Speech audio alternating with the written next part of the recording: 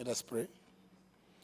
Almighty God, who in your wisdom and goodness have appointed the office of leaders and parliaments for the welfare of society and the just government of the people, we beseech you to behold with your abundant favor as your servants whom you be pleased to call to the performance of important trusts in this republic. Let your blessings descend upon us here assembled, and grant that we treat and consider all matters that shall come under deliberation in so just and faithful a manner as to promote your honor and glory, and to enforce the peace, prosperity, and welfare of our country and of those whose interests we have committed to our charge. Amen.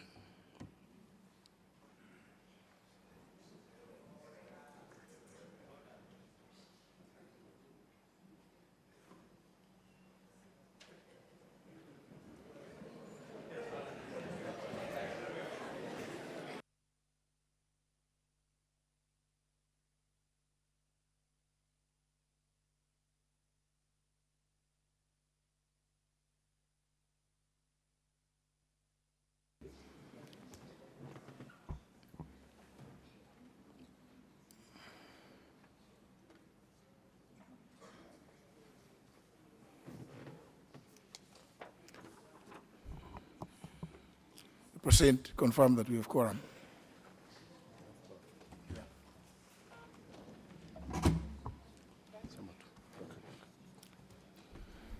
Order number 1, administration of oath. Order number 2, communication from the chair. Order number 3, messages. Order number 4, petitions. Order number 5, papers. Leader of majority. Honorable Speaker, I beg to lay the following papers on the table of the House today, Thursday, September 27th, 2017. Annual reports and financial statements of the Unclaimed Financial Assets Authority, UFAA, for the period that ended 30th June 2016. Number 2, the report and the financial statements of the Insurance Regulatory Authority for the year that ended 31st December 2016. 3, the second quarterly report of the Ethics and Anti-Corruption Commission for the period covering 1st of April to 30th of June 2017. And number 4, Mr. Speaker, reports of the Auditor General on the financial statements in respect of the following institutions for the year that ended 30th June 2016 and the certificate therein. Rift Valley Water Service Board, Agrochemical and Food Company Limited, National Councils for Persons with Disability, Agriculture and Food Authority, the National Alliance, Ministry of Sports, Culture and Arts, Kenya Leather Development Council, State Department of Planning, National Cereals and Produce Board, and finally Tana and Athi River Development Authority.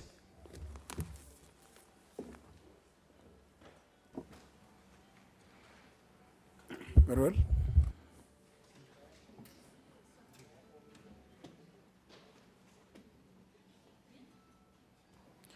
Order number 6, notices of motion. Order number 7, statements. Member for Lamu County, the Honorable member for which county? Yes, Lamu County, the Honorable Ruwaida Mohammed Obo.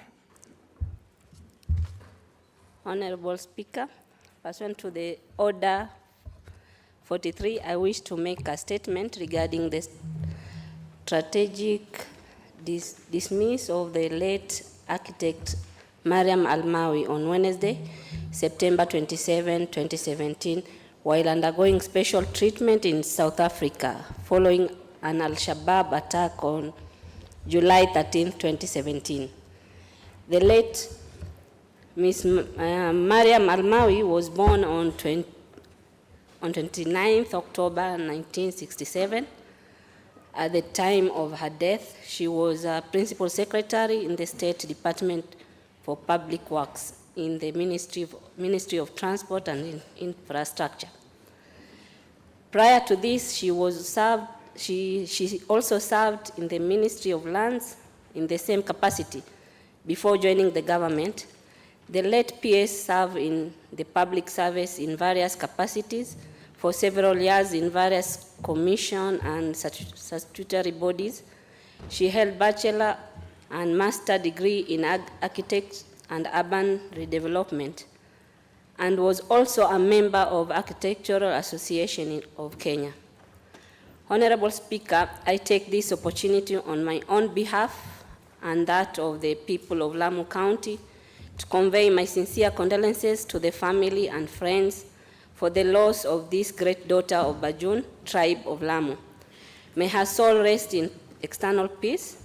With your indulgence, Mr. Speaker, I wish to request the House to pay a tribute to this distinguished public servant with 1 minute of silence. Thank you, Mr. Speaker. Honourable members, the House to rise and observe 1 minute of silence.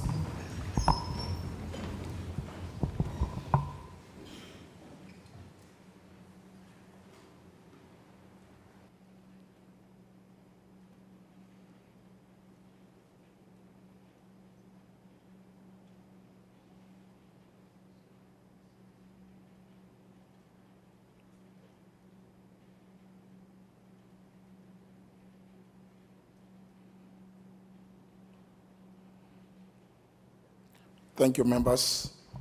May our soul rest in eternal peace.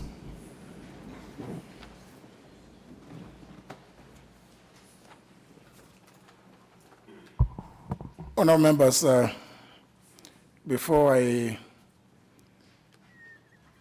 invite the Leader of Majority to give a statement, let me appreciate the presence in the Speaker's Gallery of pupils from St. Michael's Primary School, Makandara constituency, Nairobi County, and the students from Nyakoiba Secondary School, Bomachoge Chache constituency, Kisii County, in the public gallery. They are all welcome to observe the proceedings in the National Assembly this afternoon. Leader of Majority, you want to give the statement? Honorable Speaker, pursuant to Standing Order 42, subsection 2A, on behalf of the House Business Committee, I rise to give the following statement as usual on behalf of you, the Speaker who chairs the House Business Committee, that met on Tuesday this week. From the onset and without anticipating debate, I wish to remind members that the House is scheduled to proceed on a short recess, commencing tomorrow as per our calendar, which we approved yesterday. As a result of this, the House Business Committee has not scheduled any business for next week, save for priority business when we resume, which are as follows: consideration of the report of the other committee, which we approved this morning, to consider the supplementary estimate for the financial year 2017-2018. 2, consideration of all the stages of the subsequent supplementary appropriation bill 2017. 3rd, consideration of the report of the Select Committee on the election laws, and particularly undertake public participation on this election amendment bill number 39 of 2017 and the election offences bill 2017, if the House approves the motion number 8 on the supplementary order paper. 4, consideration of the election laws amendment bill and the election offences bill in second and committee of the whole House stages. And finally, referring the 2 bills mentioned above to the Senate for further consideration before adjourning for another short recess that will give members an opportunity to go and campaign for their respective presidential candidates. And of course, myself, I'll go and campaign for none other than the current president and the party leader of Jubilee. Speaker, I now wish to lay the statement on the table of the House. Thank you. Very well. That obviously means that 30 minutes to 7 p.m., there will be a short motion of adjournment which ends without question being put. Before we move to the next order, I wish to draw the attention of honorable members to the existence of a supplementary order paper. Before, I hope that I'm aware that there had been an order paper that had been printed last evening, which was out today. But I did receive a supplementary order paper following a notice of motion that was given earlier on in the House. And I approved it because it was in conformity with the standing orders. And therefore, just wish to draw the attention of the members to the existence of that supplementary order paper. Next order. Order number 8, motion, establishment of a select committee on election-related laws. Leader of the majority party. Thank you, Mr. Speaker. I beg to move that aware that the country is in an election cycle arising out of the requirements for a fresh presidential elections in October 2017, further aware that there is need to legislate on and address certain legal lacunas and in compliance with the judicial decision, asking Parliament to legislate on certain matters to ensure that the election conforms with the provisions of Article 81 of the Constitution on general principles for the electoral system, noting that such election-related matters could ordinarily require consideration by the relevant committee of the House, which is yet to be established. Further noting the limited period of time before the date of the said fresh elections, cognizant of the urgent need to consider and conclude with all matters relating to the elections, to allow the IEBC ample time to implement any changes related to the review of the election-related laws. Now, therefore, pursuant to the provisions of Standing Order 127, subsection 2, this House resolves: A, to establish a select committee to be known as the Select Committee on Election Laws 2017, comprising of not more than 15 members, to examine and undertake public participation on the Election Laws Amendment Bill, National Assembly Bill number 39 of 2017, and any other related bills. B, that the committee comprised of the following members: 1, the Honorable William Kipkoror Cheptumo, Chairperson; the Honorable Gladys Boss-Shalei, MP; the Honorable Isaac Wahenya Dirangu, MP; the Honorable Ali Wario, MP; the Honorable Jennifer Shamala, MP; the Honorable Aden Haji Yusuf, MP; the Honorable George Kitonga Murugara, MP; the Honorable Stanley Mudama, MP; the Honorable Alice Wahome, MP. C, that the quorum of the committee be the chairperson and 4 other members. And D, that the committee considers the matter under its mandate and report to the House on or before Tuesday, October 10th, 2017.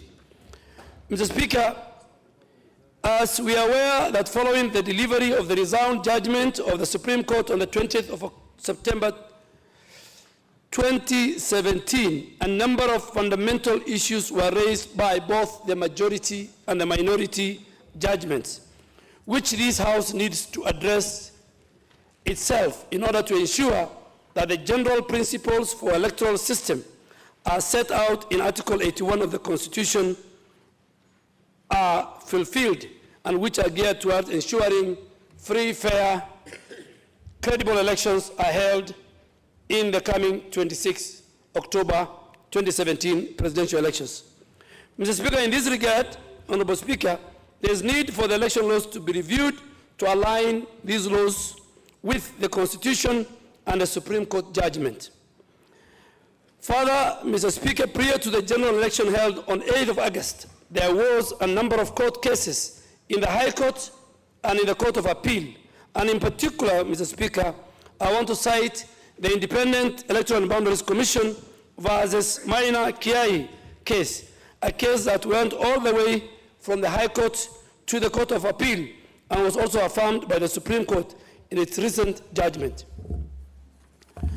The minor Kiai case declared Section 39, subsection 2 of the Election Act null and void, which relates to professional results and constitutional, and stated that the results be declared at the constituency level and shall be final. In this regard, Mr. Speaker, there is need to review the Election Act to align it with the Constitution and, of course, the judgment given by both the High Court and the Court of Appeal. Honorable Speaker, as you are further aware, a close reading and examination of the majority and the dissenting judgments of the Supreme Court indicates that there also exist lacunas in the election laws relating to the mechanism, mechanism for identification of voters and transmission of results, which this House needs to address for the purpose of ensuring that the 26 October presidential elections are free and fair. In this regard, Mr. Speaker, and pursuant to Article 1, as read together with Article 95 of the Constitution, which exposes the legislative role of the National Assembly, and this House needs, therefore, to urgently review the election laws. Mr. Speaker, Article 95 and Article 1 gives power to legislate only to the National Assembly and to the Senate. So if you're out there and you tell me that why am I introducing a bill, my answer to you is you first go and get elected, become a member of a parliament for a constituency, then the Constitution empowers you to do that job. I am paid by the Parliament Service Commission to do that, Mr. Speaker. However, Mr. Speaker,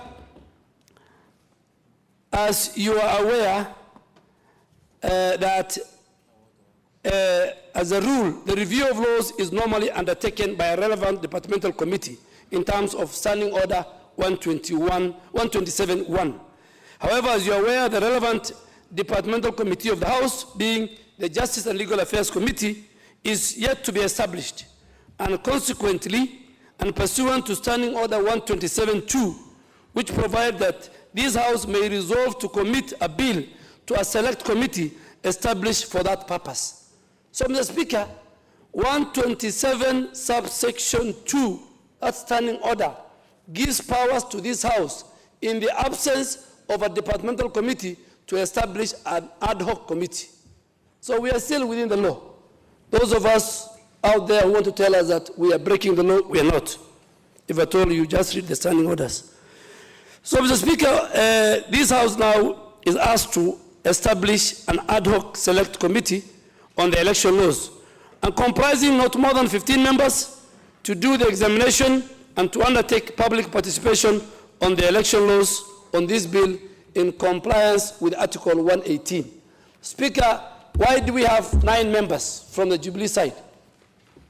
Our colleagues, if they change their mind, if they have an instruction different from their leaders, they have an opportunity to submit 6 names and ask the House to approve, then their space is there.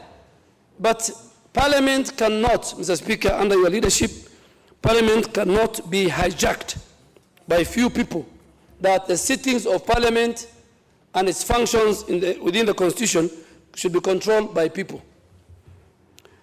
Honorable Speaker, the Election Laws Amendment Bill, this bill number 39, seeks, among other things, to amend Section 39 of the Election Act by deleting the provisions on provisional results, which were declared unconstitutional by the High Court and the Court of Appeal, by creating clarity on Section 83, which deals with the provisions of non-compliance with the law.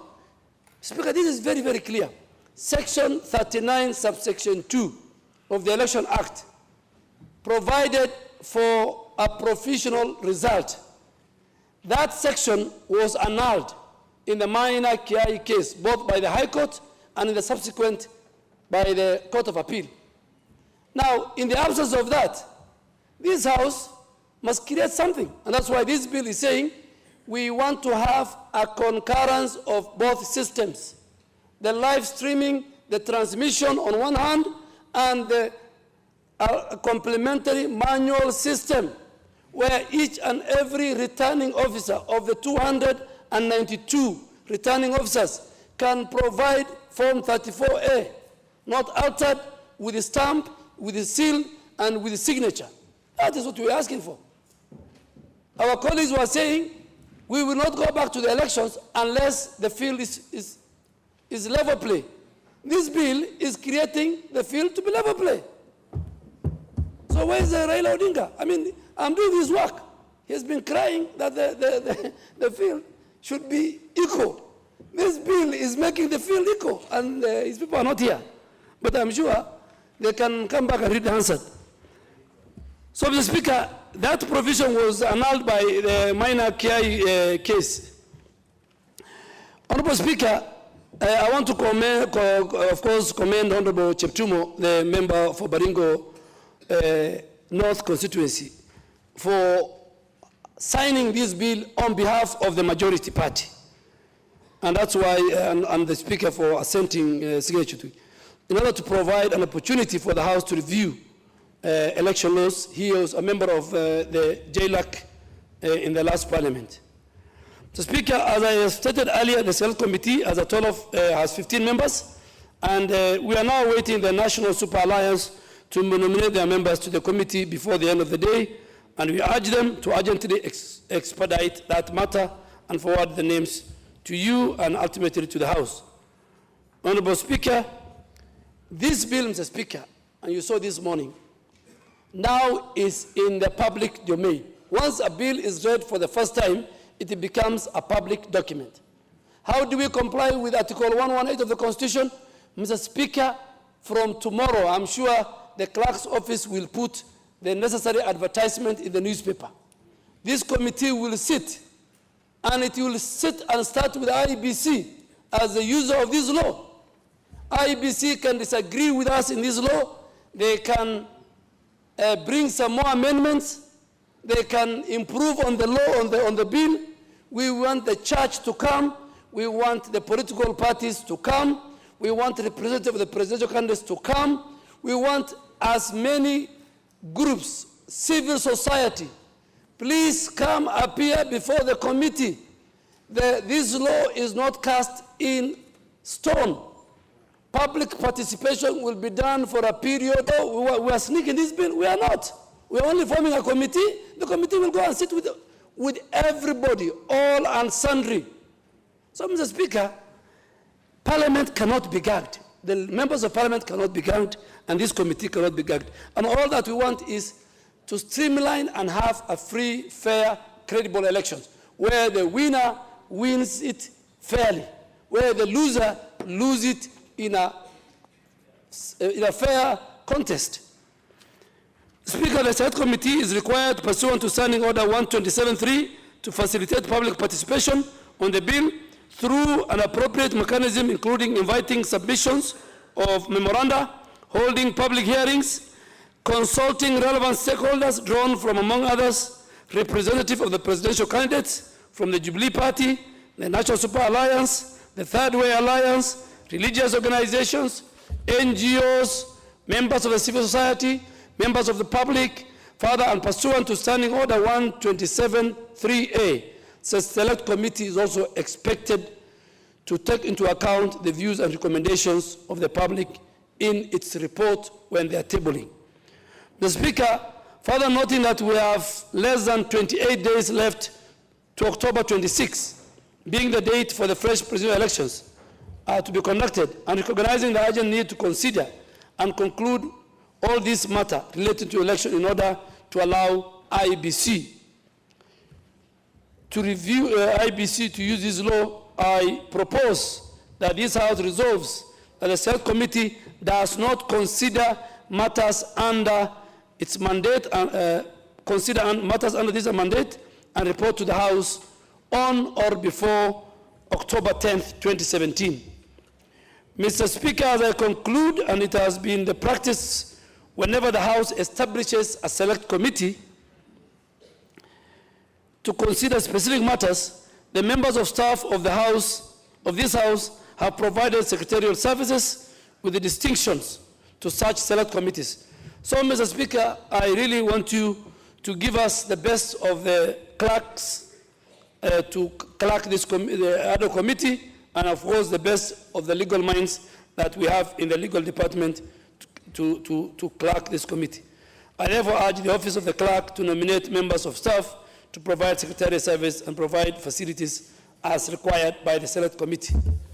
Mr. Speaker, that is in a nutshell what this motion is, but I want to just say that we, as Jubilee, we have no mischief.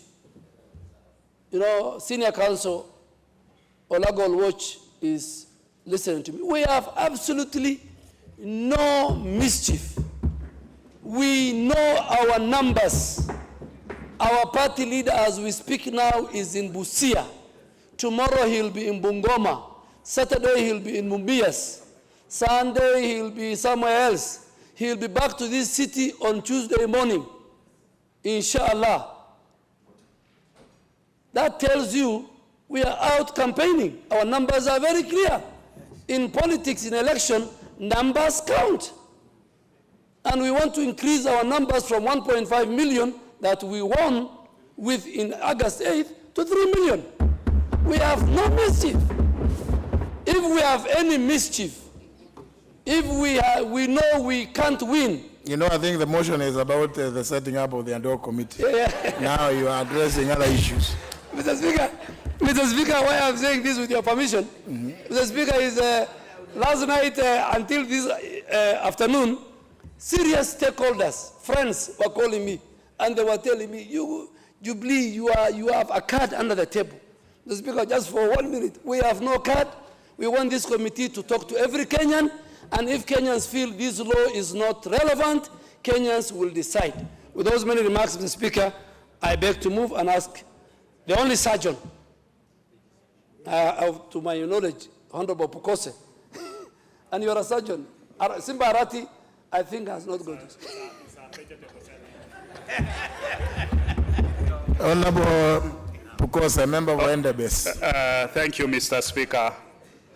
As you are aware, I'm a general surgeon, and my colleague on the other side, Dr. Mishra, is a gynecologist, and the other gynecologist, Dr. Kibunguji, in this house. So, Mr. Speaker, I stand to second this motion. And on the onset, Mr. Speaker, the election amendments that this House seeks to amend, it's in line with our Constitution. Mr. Speaker, it is a cleanup.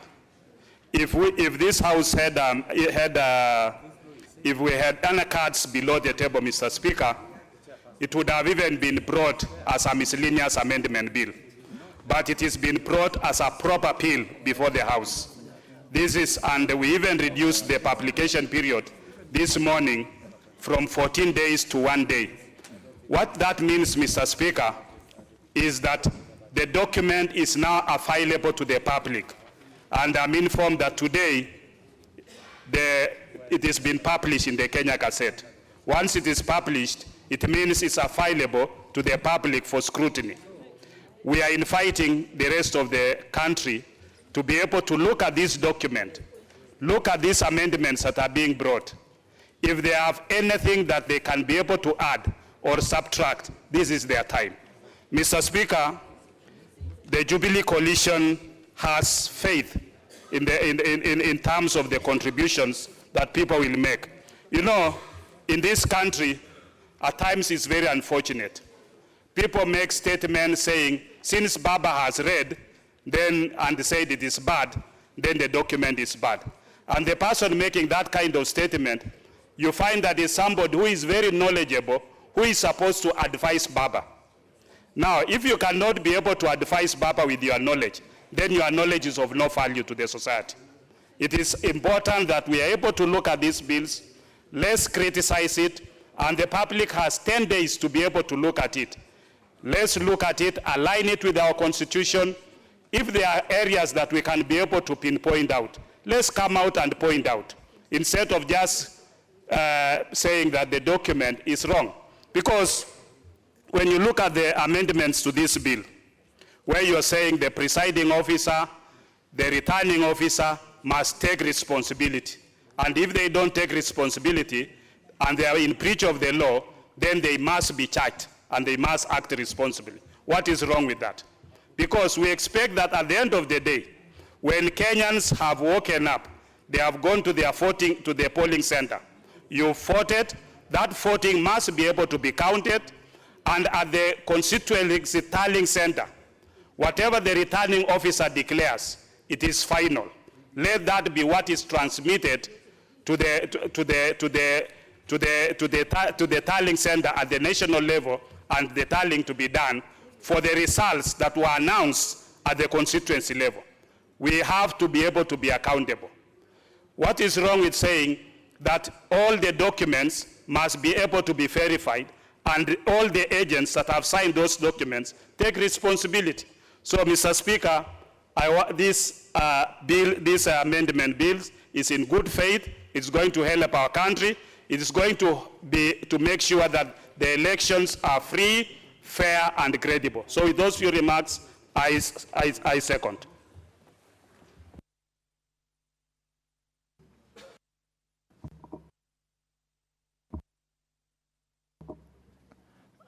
I'm drawing the member who is trotting up. If you could take your seat.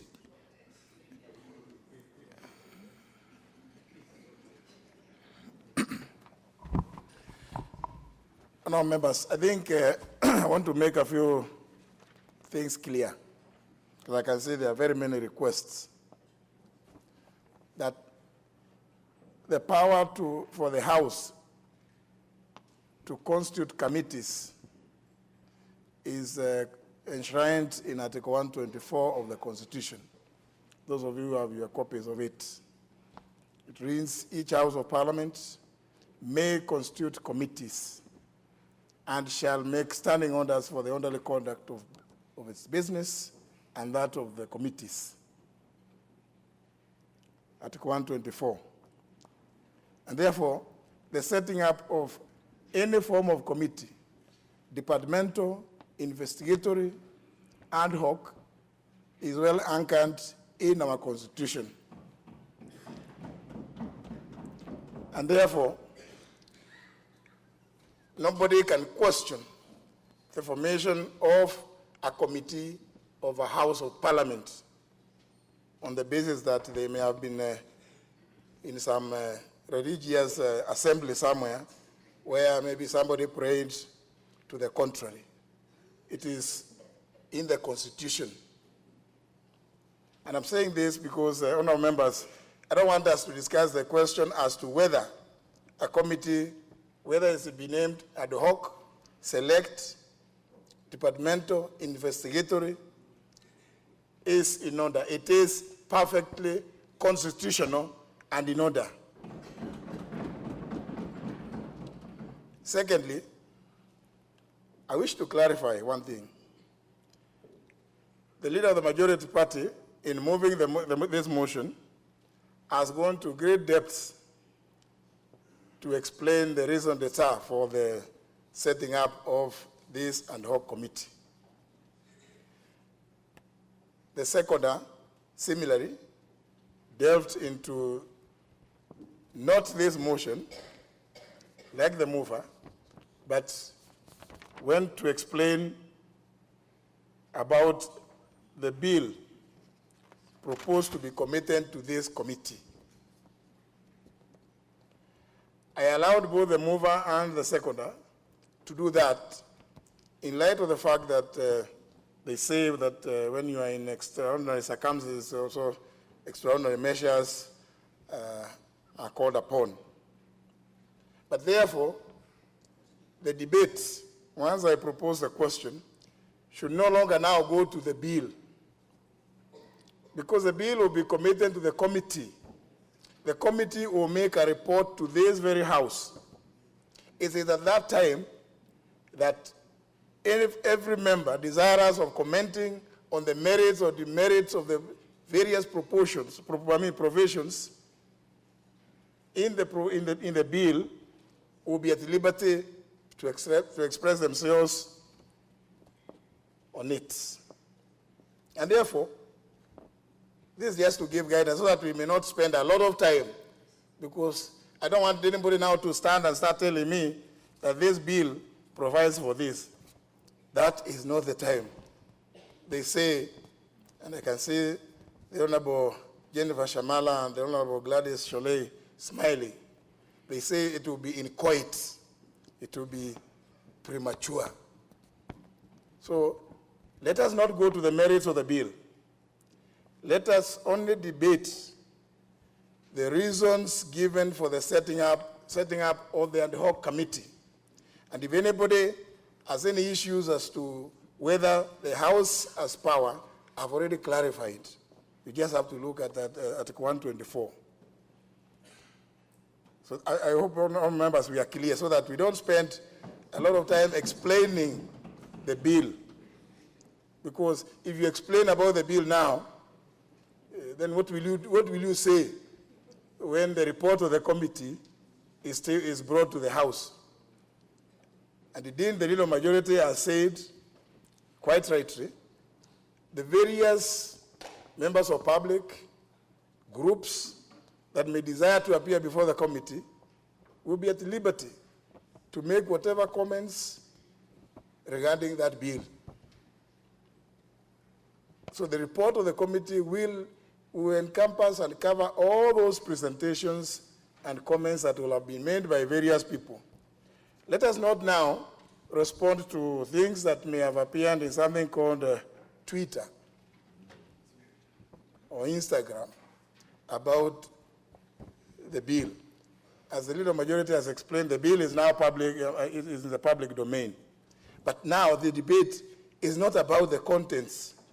It's only about this, the setting up of this committee. For instance, you may say, you may comment and say that maybe you think the Honorable Gladys Sholay should not be a member. Those are the kind of things that you can comment on. But don't tell us about the bill, because it is not, we are not yet at that point.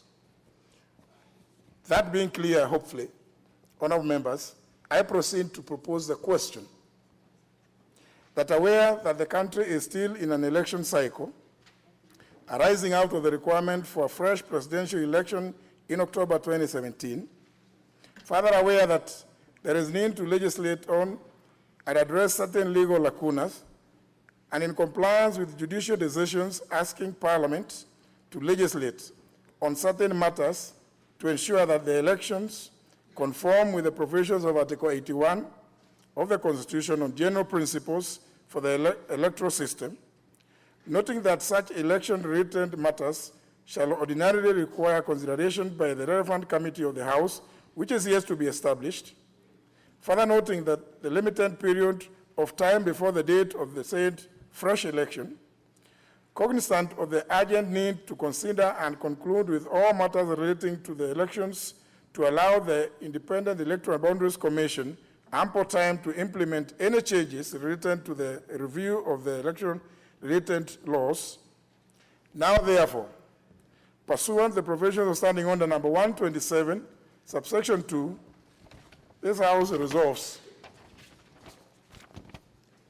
A, to establish a select committee to be known as the Select Committee on the Election Laws 2017, comprising of not more than 15 members, to examine and undertake public participation on the Election Laws Amendment Bill, National Assembly Bill number 39 of 2017, and any other related bills. B, that the committee comprise of the following members: the Honorable William Kipkoril Cheptumo, MP, Chairperson. 2, the Honorable Gladys Jepkosgei Boss Sholay, MP. 3, the Honorable Isaac Waihenya Dirango, MP. 4, the Honorable Ali Wario, MP. 5, the Honorable Jennifer Shamala, MP. 6, the Honorable Adan Haji Yusuf, MP. 7, the Honorable George Gitonga Murugara, MP. 8, the Honorable Stanley Mudama, MP. 9, the Honorable Alice Mudhoni Wahome, MP. C, that the quorum of the committee be the chairperson and 4 other members. D, that the committee considers the matters under its mandate and reports to the House on or before Tuesday, October 10th, 2017. And for the information of the House is awaiting the appointment of 6 additional members from the NASA coalition.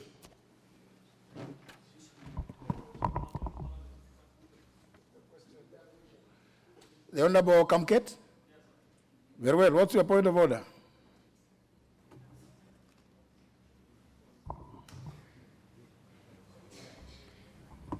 Honorable Speaker, with the guidance you've given to this assembly, and given the continued absence of the members from the other coalition, whom we would have, in debating, would have convinced to support the formation of this ad hoc committee, and given the urgency of this matter, would I be in order, sir, to say that it would be prudent that you put the question immediately after this? And given the mood of the assembly. I just have to look at the mood of the House. Yes, honourable members, the mood seems to be that I put the question. Yes. I therefore, in accession to the request by the Honourable Kamket, and having looked and seen the mood in the House, put the question, which is that aware that the country is still in an election cycle, arising out of the requirement for a fresh presidential election in October 2017, further aware that there is need to legislate on and address certain legal lacunas, and in compliance with judicial decisions asking Parliament to legislate on certain matters to ensure that the elections conform with the provisions of Article 81 of the Constitution on general principles for the electoral system, noting that such election-related matters would ordinarily require consideration by the relevant committee of the House, which is yet to be established. Further noting the limited period of time before the date of the said fresh election, cognizant of the urgent need to consider and conclude with all matters relating to the elections to allow the Independent Electoral Boundaries Commission ample time to implement any changes related to the review of the election-related laws. Now, therefore, pursuant to the provision standing under 127, subsection 2, this House resolves, A, to establish a select committee to be known as the Select Committee on the Election Laws 2017, comprising of not more than 15 members to examine and undertake public participation on the Election Laws Amendment Bill, National Assembly Bill number 39 of 2017, and any other related bills. B, that the committee comprise the following members. 1, the Honorable William Kipkoril Cheptumo, MP, chairperson. 2, the Honorable Gladys Jepkosgei Bosch Sholei, MP. 3, the Honorable Isaac Wayenya Dirango, MP.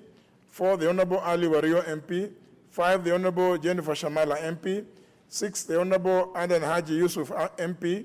7, the Honorable George Gitonga Murugala, MP. 8, the Honorable Stanley Mudama, MP. And 9, the Honorable Alice Mudhoni Waome, MP.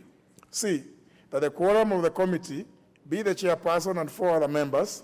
And D, that the committee considers the matters under its mandate and reports to the House on or before Tuesday, October 10th, 2017. Will as many as of that opinion say aye? Aye. Will as many as of the contrary opinion say no? No. The ayes have it.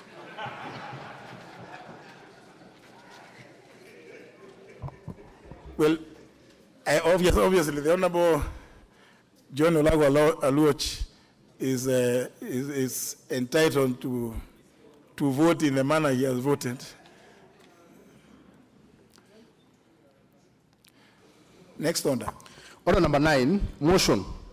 Approval of ratification of the protocol to operationalize the extended jurisdiction of the East African Court of Justice. Leader of the majority party. Mr. Speaker, I need your guidance that you help me substitute order number 9 with order number 10 so that I start with the order number 10 and then come back to. But I can start, Speaker. And let me go to. Sorry, Mr. Speaker. One of my researchers has confused me. And that's why I have apologized, but I can start. Honorable Speaker, I beg to move that the motion that was prepared by the former Committee on Regional Integration, seeking the approval of the ratification on the protocol to operationalize the jurisdiction of the East African Court of Justice. Mr. Speaker, the East African Court of Justice is established under Article 9 of the East African Community.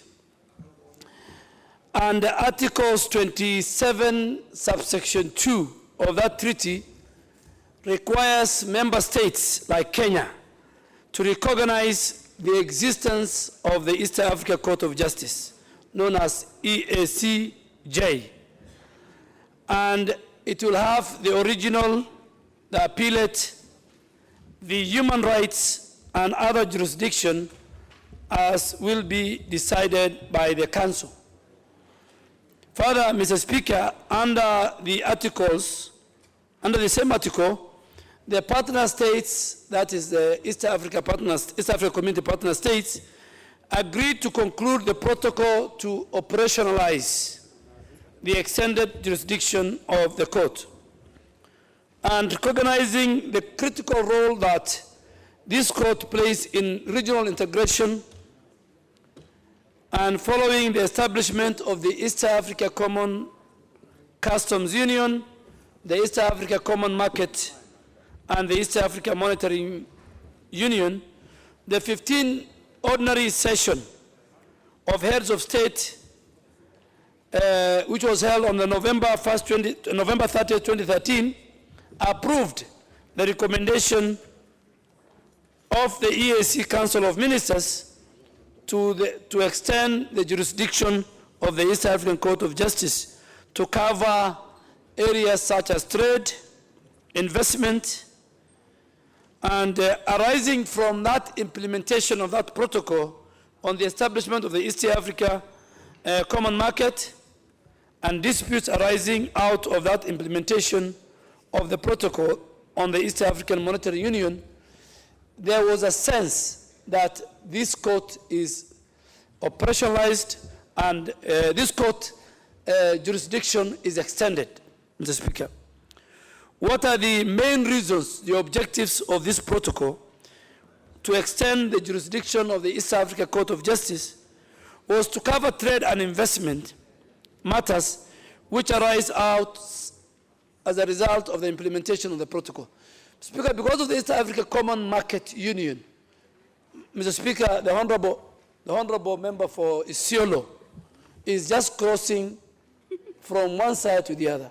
Speaker, after having that serious... Honorable member, I thought you attended the induction. You can't cross from there to the other. Just go back, go to the door. Mr. Speaker, I have a lot of respect for... You see, not that way, not that way, not that way. Oh.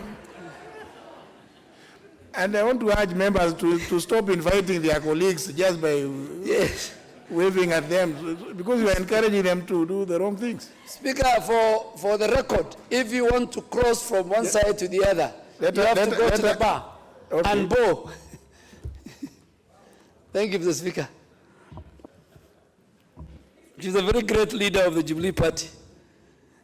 So, Mr. Speaker, because of disputes in trade, disputes in investment, mainly by the private sector, across the partner states, across the East Africa region, then there was need to extend the jurisdiction of the East African Court of Justice.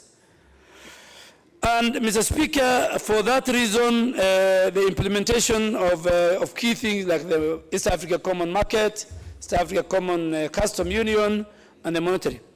So what does this protocol obligate on or partner states, inter alia, they must undertake the following. One, they must prevent or contain peacefully, resolve conflict and dispute among partner states arising from trade and investment matters. So this is a forum where if there's a dispute between a company that operates in Kenya and another company, a sister company that operates in Tanzania, if there's a dispute on investment, on trade, that must be resolved, that conflict must be resolved, that dispute must be resolved within among the partner states. Number two, and more important, partner states must observe and encourage the implementation of the protocol on the establishment of one, the East Africa Custom Union, the protocol on the establishment of the East Africa Common Market, and the protocol on the establishment of the East African Community Monetary Union. As I said yesterday, the process of ratification and public participation is solely bestowed upon this August House. And the protocol has complied with the Treaty Making and Ratification Act of 2012. Hence, the Cabinet Secretary for Ministry of Foreign Affairs and International Trade informed the National Assembly and this House through a memorandum to the Speaker on 3rd May 2016 and pursuant to Article 27, subsection 2 of the treaty of the need to adopt the East African Community Protocol to operationalize the extended jurisdiction of the East African Court of Justice by none other than partner states of the East African Community. So the Minister informed the National Assembly and its committees of his second meeting held on the 18th February 2016, which approved the ratification of the protocol and therefore now seeks the approval of this House. So the executive has approved. I'm sure the cabinet and the state in all this protocol now they need the final approval from this House, the National Assembly, to ratify the protocol. This protocol was adopted and signed by East Africa Heads of State on 25th April 2015 in Nairobi, and the State Department for East African Affairs convened a public forum at Laiko Regency on 28th of April 2018 to invite views on the protocol. So public participation in accordance with Article 118 of the Constitution. Then the question begs, what is the benefit to the nation? What is our benefit as a country? Why do we approve this protocol? What do we gain from it as a member state? The Speaker, the protocol encourages partner states to foster and maintain an atmosphere that is conducive to the enhancement of trade and development. So it facilitates, it's a catalyst for trade and investment to flourish within the partner states. Number two, this protocol is aimed at coordinating and cooperating with other East Africa partner states in matters relating to trade and investment. So this protocol will deal with that matter. It will enhance the capacity of the East African community for each member state to respect trade and investment. This all we are doing, Mr. Speaker, you are aware there were times when Kenyan companies were kicked out of Tanzania. Kenyan working in Tanzania were denied work permits, while Tanzanian companies were working in Kenya. So to protect trade and investment among the member states, this protocol was necessary in order to build that respect and enhance capacity for the East African community. I will go on and go on, Mr. Speaker, but I'm sure members will discuss. The report is in table office. It was done by the former committee on regional integration by Honorable Kajuju, who was the chair, former county member of parliament for Meru. So the required public participation and reports was tabled. I ask a member for parliament for Navaholo, Mheshimiwa Wangwe, to second. Member for Napaholo. Thank you, Honorable Speaker. Honorable Speaker, I rise to second this motion. Honorable Speaker, first and foremost, I was a member of regional integration, a member that created the report that came to this House, that we debated about the creation of the East African Court of Justice. Honorable Speaker, for the members who have not maybe understood what the motion is about, there are three issues that have taken place: the Customs Union, the Common Market Protocol, East African Customs Union as a protocol, the Common Market as a protocol, and now we are in the process of restructuring and coming up with a protocol on the monetary union of the East African community. Honorable Speaker, the Customs Union came into force in 2005, and all the East African partner states have already signed and ratified the various treaties aligned to the protocol, Honorable Speaker. What the protocol has done to us, it has helped us in terms of the East African community states to import various consignments to their countries at a single source, whereby we now have Uganda, Rwanda, Burundi, and any other East African community which is hinterland, able to access goods at Mombasa within a single customs union.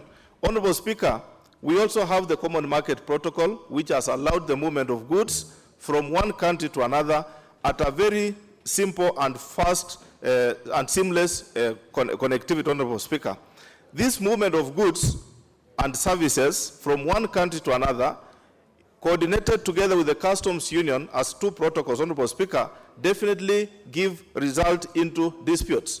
And those disputes, Honorable Speaker, we must have an organ that is able to listen to address what has arisen from them.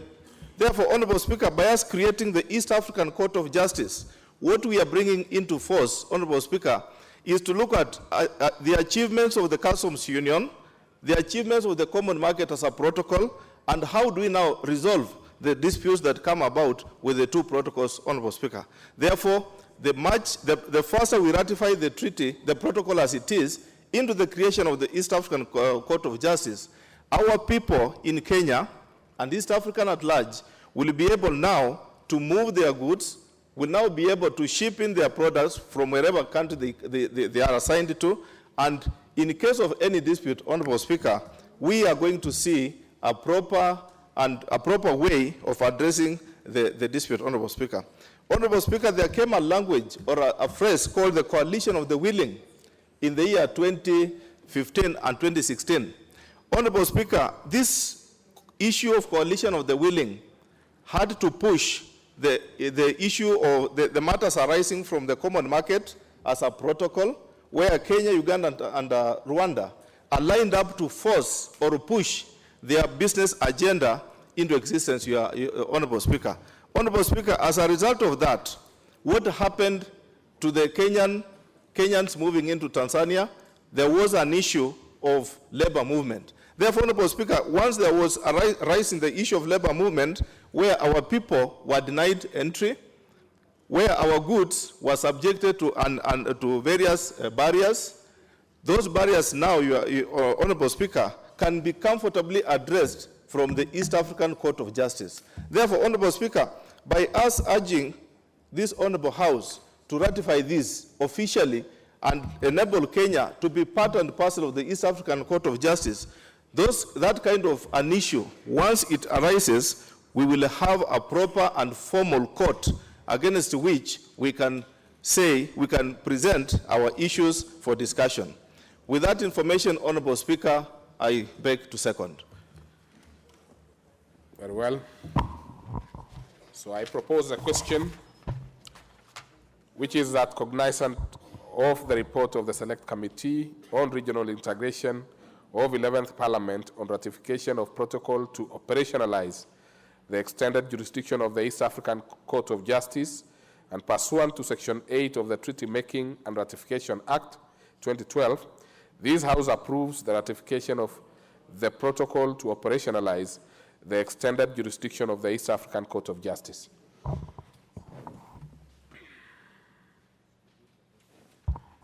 All right, now I can see there is some reasonable interest.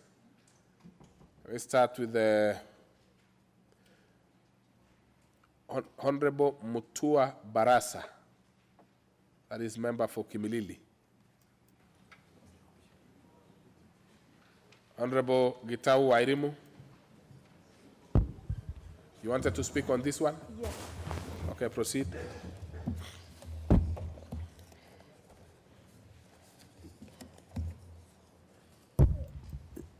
Saying that you put the question. It's okay.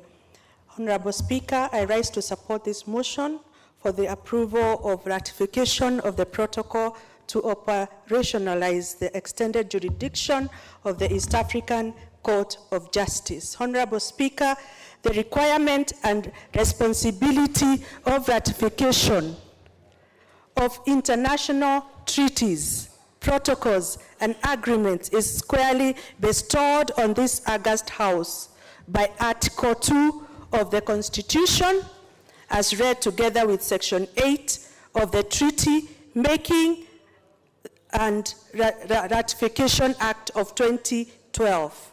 Having said that, Honorable Speaker, the protocol before us is one that seeks to, among other things, streamline and harmonize the general operations of the East African community. Specifically, the protocol acknowledges the current functions of the East African Court of Justice and limitations of its jurisdiction after the adoptions of the East African protocols and common markets, customs, unions, and monetary unions. Therefore, there is need for the extension of the jurisdiction of the court to include trade and investment that fall under above already ratified protocols.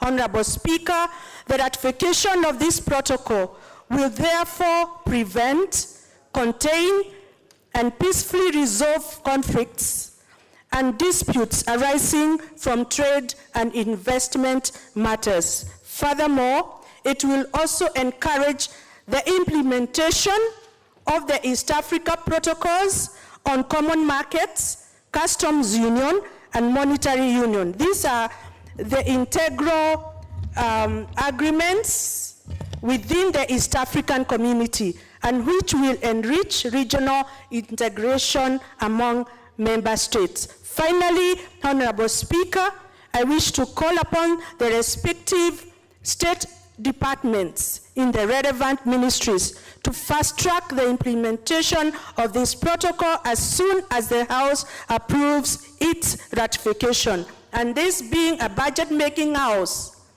I believe we will be ready to provide the necessary funds to operationalize programs arising from the protocol. Indeed, most of the key partner states in the common community, including Tanzania, Rwanda, and Uganda, have already ratified the protocol or are in the final stages of ratification. I therefore call upon the House to support the ratification of this protocol. Honorable Speaker, I beg to support. Okay, do we have in the House member for Lamu West, Honorable Mudhama Moiruri? Honorable member for Mbeere South, Muturi Kingangi?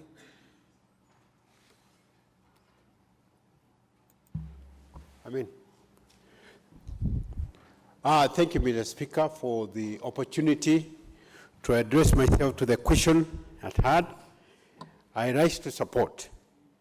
Mr. Speaker, before I do that, let me start by congratulating you for the elevation to the seat of Deputy Speaker, and indeed to congratulate members who are here in the House, and to thank the great people of Mbeere South for giving me an opportunity to be in this House. As you know, Mr. Speaker, Mbeere South is not an ordinary constituency.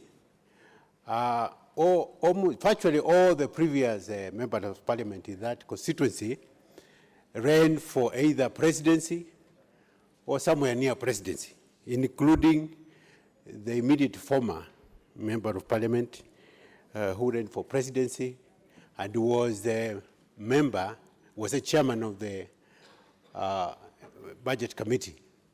So I count myself lucky and honored to stand among the giants from very south. Having said that, Mr. Speaker, the ratification of the protocol to operationalize this, the extended jurisdiction of the East African Court of Justice is a very important protocol. With the globalization, markets are under attack. This region has become a favorite market for goods from Asia to Europe to wherever. And what this protocol seeks to do is to smoothen out the knotty issues so that trade can flow within the region.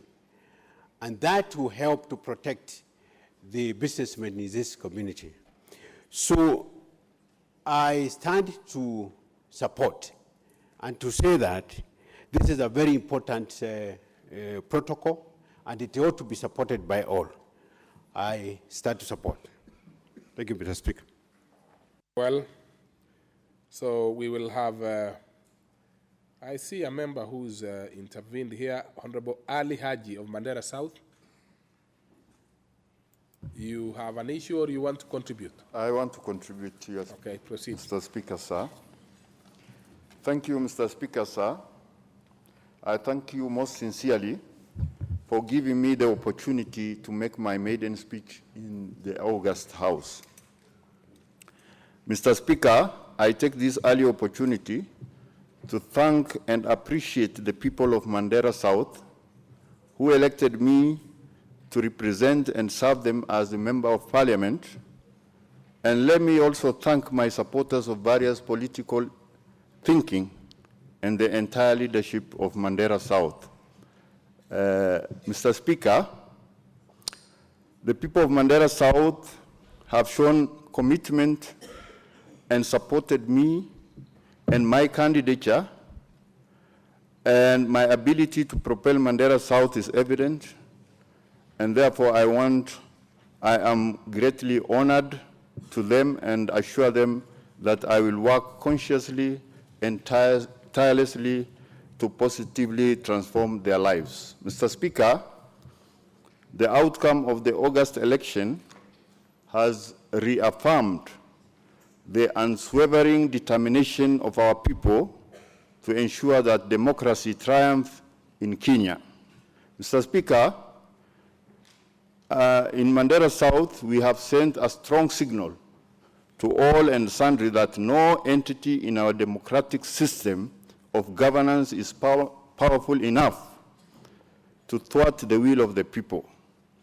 Despite the attempt by a section of leaders from my home county, Mandera, to sabotage popular governance and replace it with a retrogressive form of governance called negotiated democracy that subverts and kills democracy. The great people of Mandera South stood up and voted for a leader of their choice. Mr. Speaker, I salute their steadfastness, courage, allegiance, commitment, and fierce determination to defend their sovereign rights. Mr. Speaker, Mandera South is one of the 6 counties in Mandera County. Honorable members, the key challenge in Mandera South constituency remains poverty, unemployment, access to clean water, basic Medicare, issuance of identity cards, among others. Mr. Speaker, allow me to remind you that the Kenyan Vision 2030, which is the country's development blueprint, aims at transforming Kenya into a new industrialized middle-income country, providing high quality of life.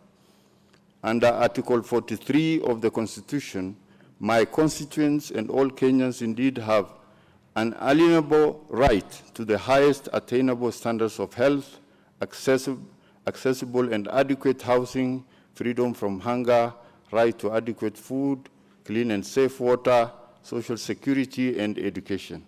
Mr. Speaker, We therefore have an obligation to make impactful contribution to attain the vision, especially in historically marginalized constituencies.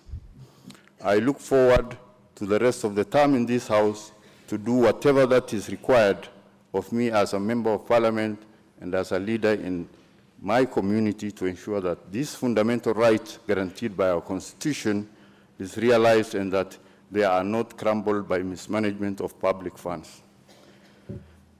Mr. Speaker, as I conclude, I would like to take this opportunity to contribute to the approval of ratification of the East Africa Community Protocol on Privileges and Immunity. Mr. Speaker, there is benefit in this House to approve and to support this protocol because it is in our commercial interest, and especially knowing that Kenya, the economic roadmap and vision of the East Africa member states, Kenya, Tanzania, Uganda, Rwanda, Burundi, view tourism development as a key pillar for national development, but most importantly, as also a mechanism to alleviate poverty, generate foreign revenues for the government, and contribute to wildlife conservation.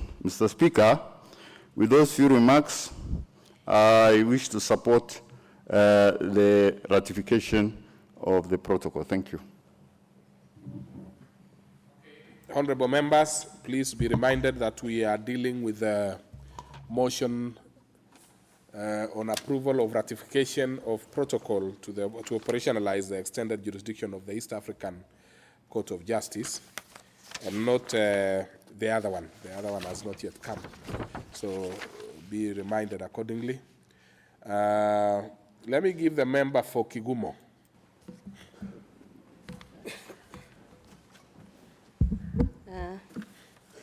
Thank you, Mr. Speaker, for giving me this opportunity.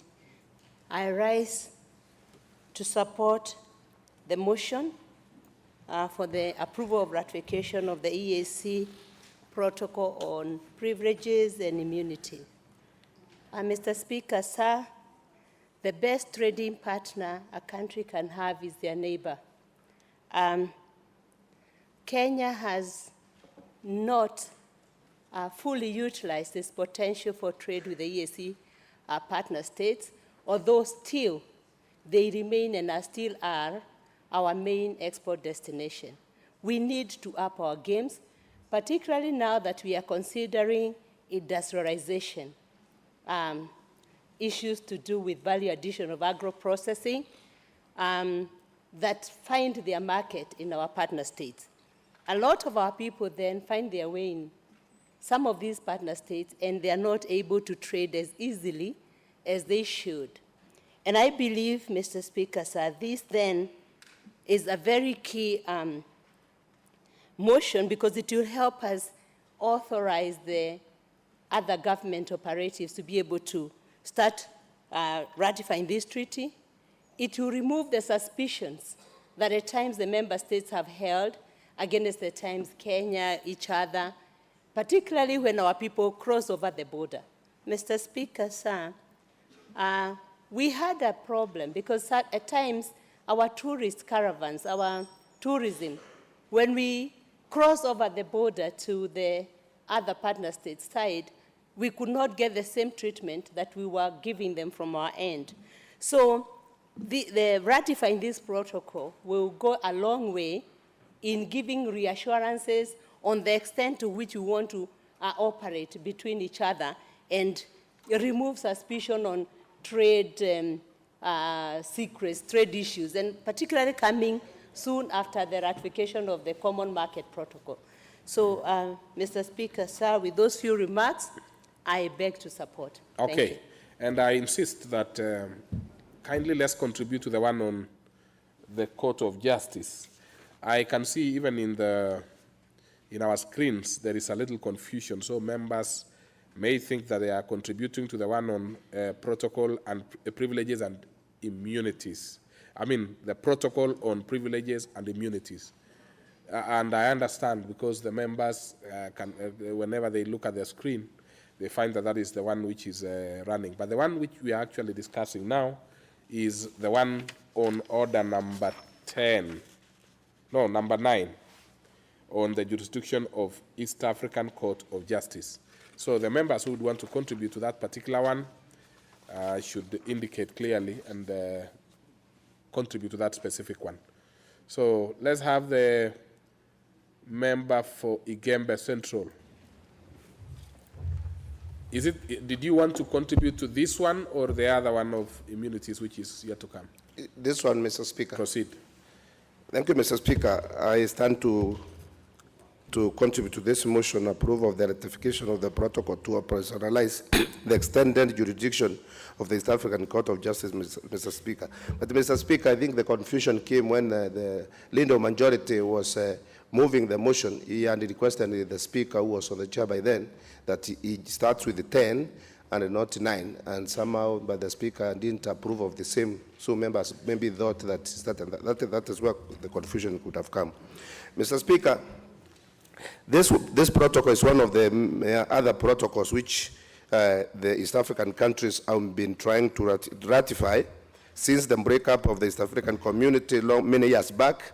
We have been trying to bring our East African brothers together, and this one has taken quite a while, but all in all, things are moving because already we have succeeded in the customs protocol, which is already in place, the common market, Mr. Speaker, and now we are in the jurisdiction on the Court of Justice.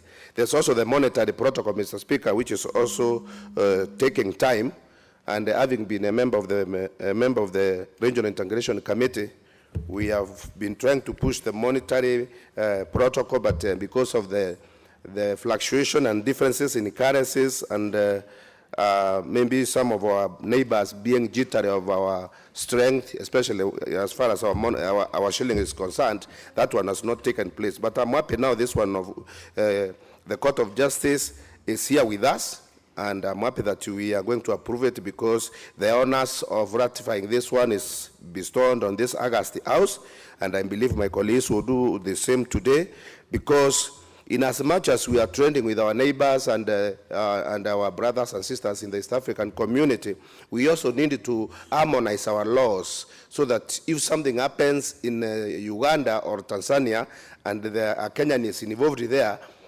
you are treated equally, and also the laws which will govern that Court of Justice will be harmonized together so that this one can be harmonized, so that you don't feel that you have been mistreated because the justice was not done to you because you're in a foreign country or like so. We have IALA, our Parliament of East Africa, which comes up with these protocols, and then they are distributed to various countries for them to ratify, and then they go and harmonize. So that arm of legislation in IALA comes up with these protocols, and once they are taken to the mother countries or individual countries, they are harmonized with the state laws of that particular country. And today, we are doing a very noble job of ratifying this one so that now we can harmonize these laws with our laws, and therefore once something has to be decided, you don't have to go and looking for which law to apply because these ones will already have been put into place. Equally so, Mr. Speaker, we need also to put into place the monetary issues or the money implications, whereby even a treasury will be involved, so that now our contribution to this court, this East African Court of Justice, we need to put our budget into it, so that once we ratify, we also give our contribution, because most of the other countries have not done it. We have been lagging behind a bit, and we could have done this one maybe last year, but that is better late than never, and therefore the stage we have reached now, it is the ideal stage now to make sure that we move at the same pace with the other brothers in the East African community, and also urge those who join the Regional Integration Committee work hand in hand with the EALA so that even the monetary bit of the protocol can also be achieved. And this one will put us in the map of the world as a community which has started working together, living together, doing business together, and harmonizing all our things. And even movement into these other countries will be smoother. Those bottlenecks we encounter at borders, those ones we have already eradicated. We have got customs officers in Mombasa from our other countries. We have got also our officers in their borders, and therefore movement and trade in East Africa will be smoother, and equally so, justice will also follow suit. Thank you, Mr. Speaker. I support. East. Thank you, Mr. Speaker, for giving me this opportunity. I rise to support this motion of the extended jurisdiction of the East African Court of Justice. Mr. Speaker, it is unfortunate, Honorable Kubai has just mentioned, Mr. Speaker, that Kenya is one of the East African Community countries which has not sent its representation to the EALA. And even by this approval, we would want to have Kenyans, male and female, at the assembly to be able to see to it that this, whatever we are approving here in Parliament is followed as required by law, and that Kenya benefits from these approvals that we are going to give. As it is now, much as Jubilee, we had an opportunity also to have an increase by one more member at the EALA. I think it is important for the minority to start considering and to stop pretending that they care so much about this country, while yet they are the ones who have been putting this country at a lot of pain and a lot of unnecessary issues that arise every now and then. Mr. Speaker, it's important that once we are back after the recess, we would want to ask the Speaker and the House Business Committee to try and fast-track again the representation of EALA so that this ratification, once we pass it here in the National Assembly of this country, then we can be able to, recoup the gains out of what we are doing. Mr. Speaker, Kenya being a signatory to the protocol, and of course being regarded as a big brother in the East African community, I think we've done so much, and I think these protocols have gone to improve. It's very unfortunate, Mr. Speaker, the way Kenyans, as the majority leader has indicated, the way sometimes Kenyans are treated. I had an opportunity to visit Tanzania early last year. And Mr. Speaker, at some point, Kenyans were not being allowed to do a free trade. And they were, all the time, they were being exposed to a lot of unnecessary barriers here and there. And it's unfortunate that after the election of Magufuli, he brought in a lot of unnecessary barriers, unnecessary restrictions for Kenyans to be able to do business with the neighboring. And of course, just going away from the agreements that the East African communities have signed. But slowly by slowly, he realized that it was his citizens who were suffering by not allowing a free flow of trade between Kenya and Tanzania, and of course with other countries. So I wish to say that much as we are approving this extended jurisdiction, Mr. Speaker, we must be careful as a country also that the principles of this extended jurisdiction does not interfere with the sovereignty of this country. It will not also interfere with the territorial integrity, the political independence, and the good neighborliness that we have. Mr. Speaker, it is important because for us to be able to pass this, then we must be certain that our country and its laws and whatever goes with it, the internal affairs, is protected by way of not intimidating. And I'm saying this because, Mr. Speaker, just the other day this demonstration, for example, that affects the Great North Road, does bring a lot of issues between us and our neighbors. And it's important for us to really think on how best we can be able to. So we would want to appeal to the relevant ministries and government agencies. Now, once we approve this extended jurisdiction of the Court of Justice, I think they should move with speed, but at the same time take precaution that we protect our country from any unnecessary, and also go and gain the spirit of the protocol and what it's intended to be achieved, and be able to increase and of course, as Honorable Dwale had said, by extending it to, to try and settle some of the issues. Remember in 2007, Mr. Speaker,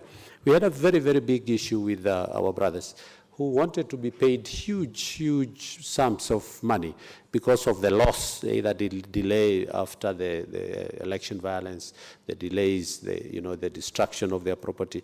So again, this will move fast to be able to, because I think then we had unnecessarily paid in excess of what was destroyed or what the actual loss of that. So we expect that the extension of this to handle disputes, I think it will go a long way, so that again, by extension, and we are hoping that, of course, with a very peaceful election of the August 8th, we are also going to have a very peaceful election again on the October 26th, and we will not be having this kind of disputes, because we can only see, but if they arise where Kenyans companies are denied an opportunity to be able, then they have a place where they can go and be able to be heard, and their issues taken. With those few remarks, Mr. Speaker, I support the extension of the jurisdiction of the East African Court of Justice. Very well. Let's see, do we have Honorable Kositany in the House? I think he just stepped out. Honorable G.K. Kariuki, Member for Ndia.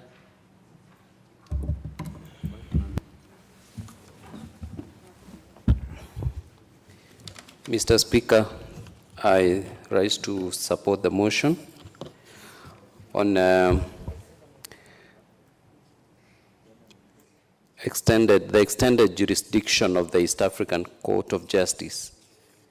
Mr. Speaker, sir, East Africa community is well known for business. I think most members of the community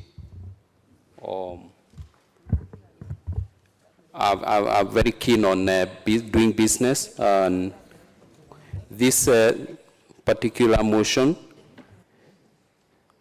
will help us to, once we ratify this extended jurisdiction of the court, I'm sure we'll be able to do more business between member states, and where conflicts arises. And we all know that in business, there are about to be conflicts. Having extended the jurisdiction of the Court of Justice will help enhance and build confidence among member states, so that when we get into doing business together, when we get into any engagements, we will be able to do so with more confidence and more trust. So, Mr. Speaker, sir, I support the motion. And as a country, Mr. Speaker, we all know that we cannot be strong, and we cannot do business with other member states. We cannot do much with other member states if within ourselves we are not united, and we are not moving in the same direction. And that is why it's very important for us, especially this House, to work together, the ones in the government, for us who are on the side of the government, those in the opposition side, to work together and ensure that we build a country that will be respected by the other members of the community. What we are seeing, especially today, if you look at the opposition benches, we are not seeing our colleagues there participating in this very important motion. They should be here giving us their contributions, helping us endorse a motion that will help this country become a better country and a stronger member of the community of East Africa. And so my prayer is that as we move to the October 26th elections, let us work together, let us avoid unnecessary suspicion, let us pull towards the same direction as a country, and let us not always look for small reasons, opportunities to be suspicious. We have children to raise. We have citizens that are looking up to us to give them direction. And if we don't support a necessary and a very important motion like this one, we are failing those who have given us a very rare opportunity to represent them here. Therefore, Mr. Speaker, or Madam Speaker, I support this motion and ask all members of Parliament to help us to work together as we build this country and as we earn respect among the other member states. I support. Okay, and I would like to alert members to be keen on who is on the chair so that you don't end up addressing the wrong person. We go to the next speaker, Honorable Mudama Moiruri, Lamu West. He's not in. Honorable Caleb Kositany, Soy. Okay. Honorable Mariro Karaoke.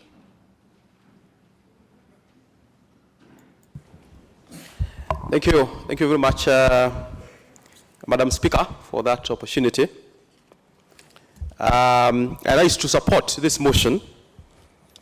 As you know, the greatest trade partners that Kenya has, Madam Speaker, is the East African countries.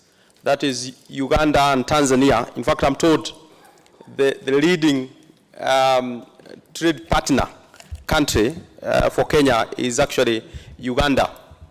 But there has been a lot of challenge allowed the trade between the three countries, Kenya, Uganda, and Tanzania. And this extension of jurisdiction of this court addresses that particular matter. There has been questions allowed trade between Kenya and Tanzania where our business people have really complained on lack of level playing ground between Tanzania and Kenya. And so, now that the jurisdiction of this court specifically is extended to include trade and investment, I think it speaks to the heart, really the heart of the East African community. And so, it goes beyond the political federation. It goes beyond many other considerations to the heart of why actually we, in the first place, we came up with the East African community, which is really about trade and investment. And so, when we extend the jurisdiction of this court, to my mind, Madam Speaker, we are really giving a platform and an opportunity for our people, especially the Kenyan people, to do trade. And when there is a dispute or when there is an issue, they have a place to go and have those issues addressed from a former point. But also, when we extend the jurisdiction of this court to include trade and investment, it gives meaning now to the East African Community Monetary Union, the East African Community Customs Union, but also the East African Community Common Market, which are the three threads really that revolves around the East African Community framework. But then, just as I said yesterday, it is so critical that the new constitution of Kenya 2010 gives this House, the National Assembly, an opportunity to then approve and ratify such protocols. Because then we have to ask ourselves, what is the implication of these protocols to our people that we represent in this National Assembly? The Treaty Making and Ratification Act of 2012, particularly Section 8, gives this House that opportunity to discuss and engage on any matter, on any international framework, any international protocol that directly affects our people. And so in that light, but I'm also keen on to note from the report of that committee that, that in accordance to Section 3 of the Treaty Making and Ratification Act of 2012, the committee itself had an opportunity to engage the general public in Kenya, so that then the public, it is just not the National Assembly, but also the public, the Kenyan public, have an opportunity to feedback on the implication of this protocol to their lives, to their trade, and to their investment.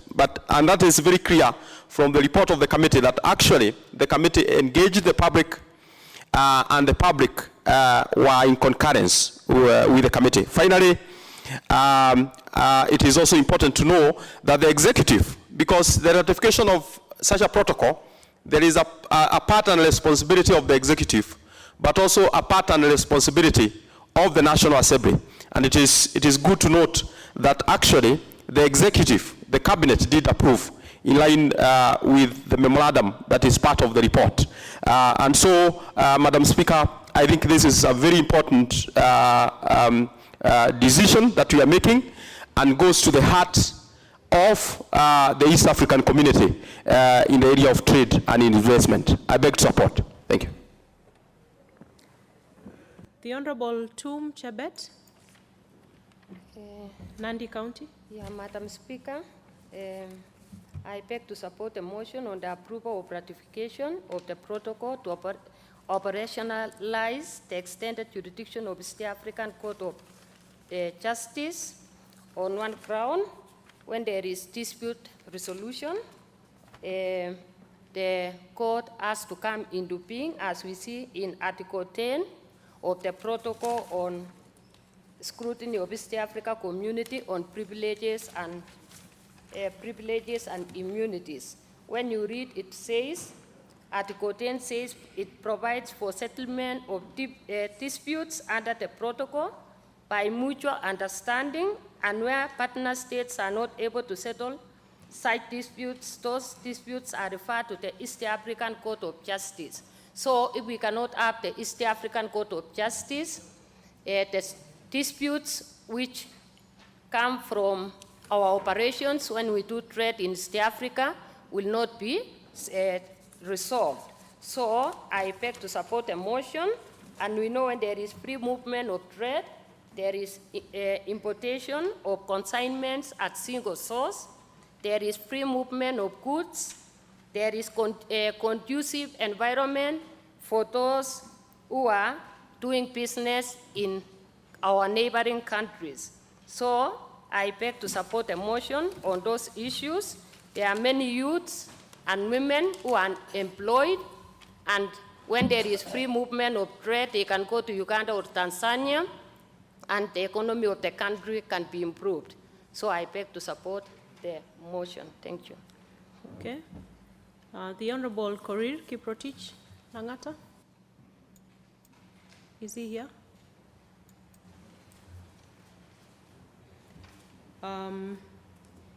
Okay, the Honorable Sophia.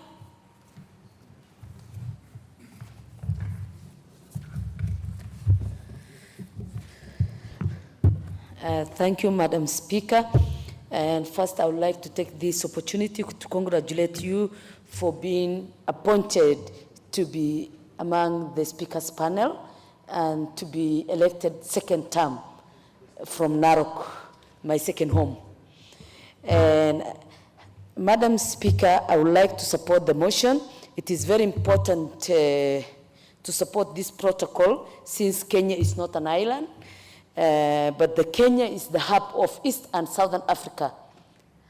And being the hub of Eastern and Southern Africa, that the community of Kenyan make business and trade and investment all over.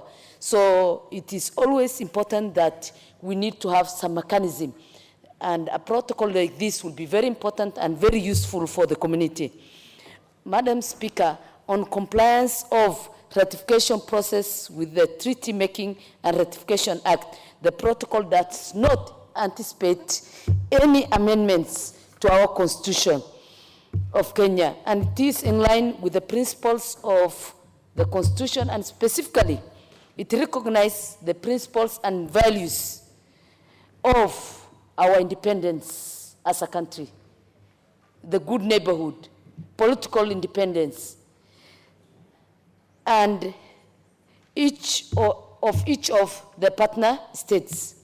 Madam Speaker, our Constitution is very clear on its principles, values, and particularly on empowering its own people to trade, to invest, and to cooperate with other neighbors and even beyond the neighbors. Madam Speaker, and Kenyan community are very active community. They are very proactive community. There are people who need to be protected. And as a house, I feel very privileged today to contribute to this protocol because we are trying to safeguard the interests of our people. Those who make an investment outside their countries and those who trade with other countries, and particularly East African countries. Madam Speaker, and the protocol at Article number 2 of the protocol indicates it provides the objects of the protocol, which to the extent of jurisdiction of the court is to cover matters related to trade and investment in relation to implementation of the following protocols, Madam Speaker. Establishment of East Africa Community Custom Union, establishment of East Africa Common Market, establishment of East Africa Community Monetary Union. Madam Speaker, Article 3 of the same protocol provides a mechanism of dispute resolution.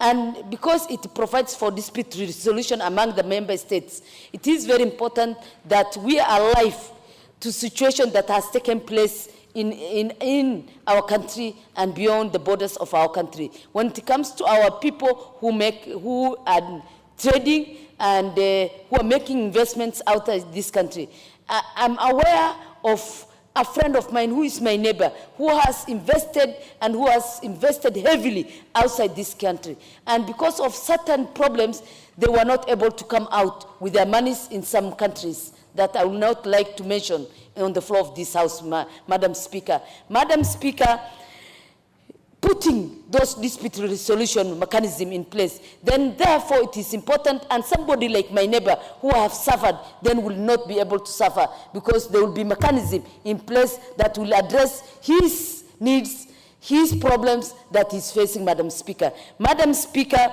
and because of, you know, we have a global interest. It is not only East Africa. And because this particular protocol covers East Africa, I wish to support and say that this is one of the protocols that will safeguard the interests of the people of Kenya, particularly in terms of trade and investment. Thank you, Madam Speaker. Honorable Member for Bomachoge Borabu, Honorable Ogutu Abel. Thank you, Honorable Madam Speaker, for giving me an opportunity to contribute to this motion on the approval of ratification of the protocol to operationalize the extended jurisdiction of the East African Court of Justice. East Africa as a region interacts differently when it comes to trade and investment. I am very sure that as Kenyans, we have a lot of investment, especially in the region, in the countries that surround us, and even the new country that has been recruited into the community, South Sudan. I remember situations when there was internal conflict in South Sudan that Kenyans stood to lose quite a lot of their properties that they had invested. And I'm sure that as the region continues to grow, more Kenyans are going to be involved in trade and especially in investing in these regional countries.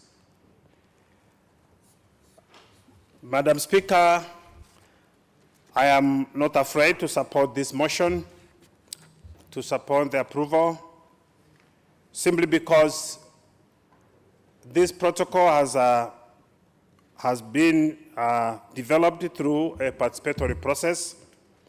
It was exposed to a public participation where shared views were gathered and have been incorporated into the protocol.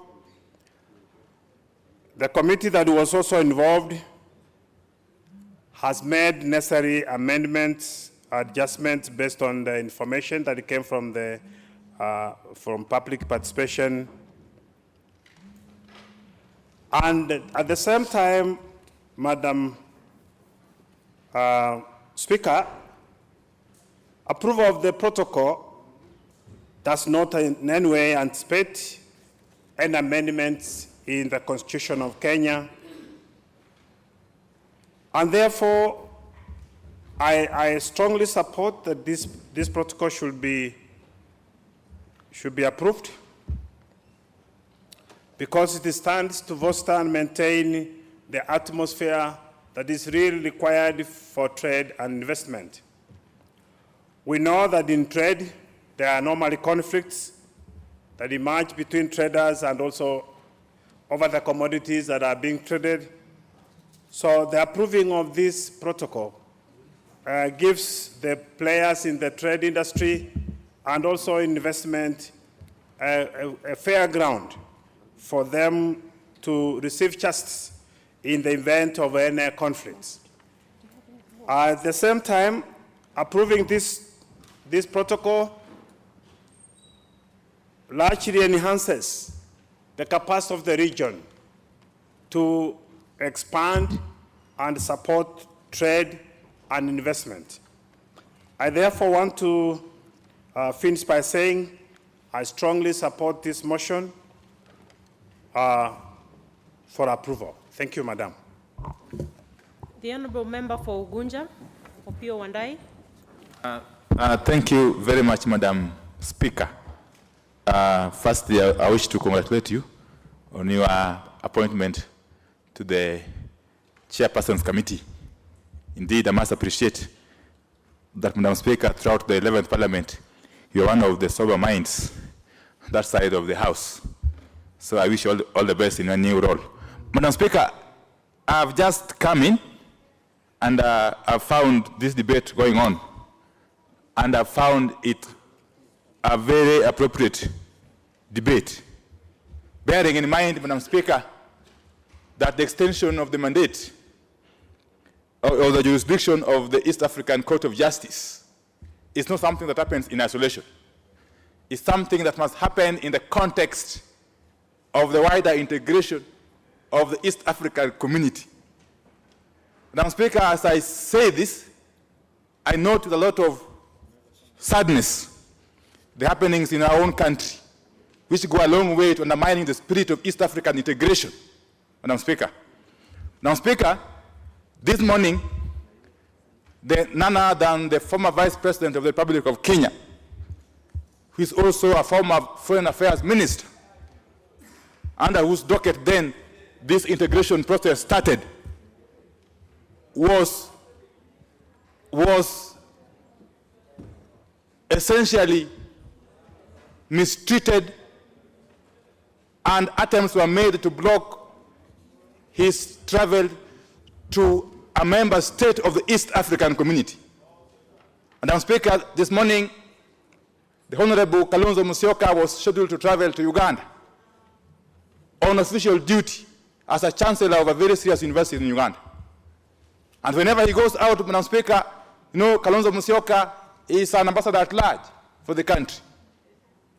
And the manner in which officers acting at the behest of mandarins in State House treated him goes a long way in undermining the spirit of East African integration.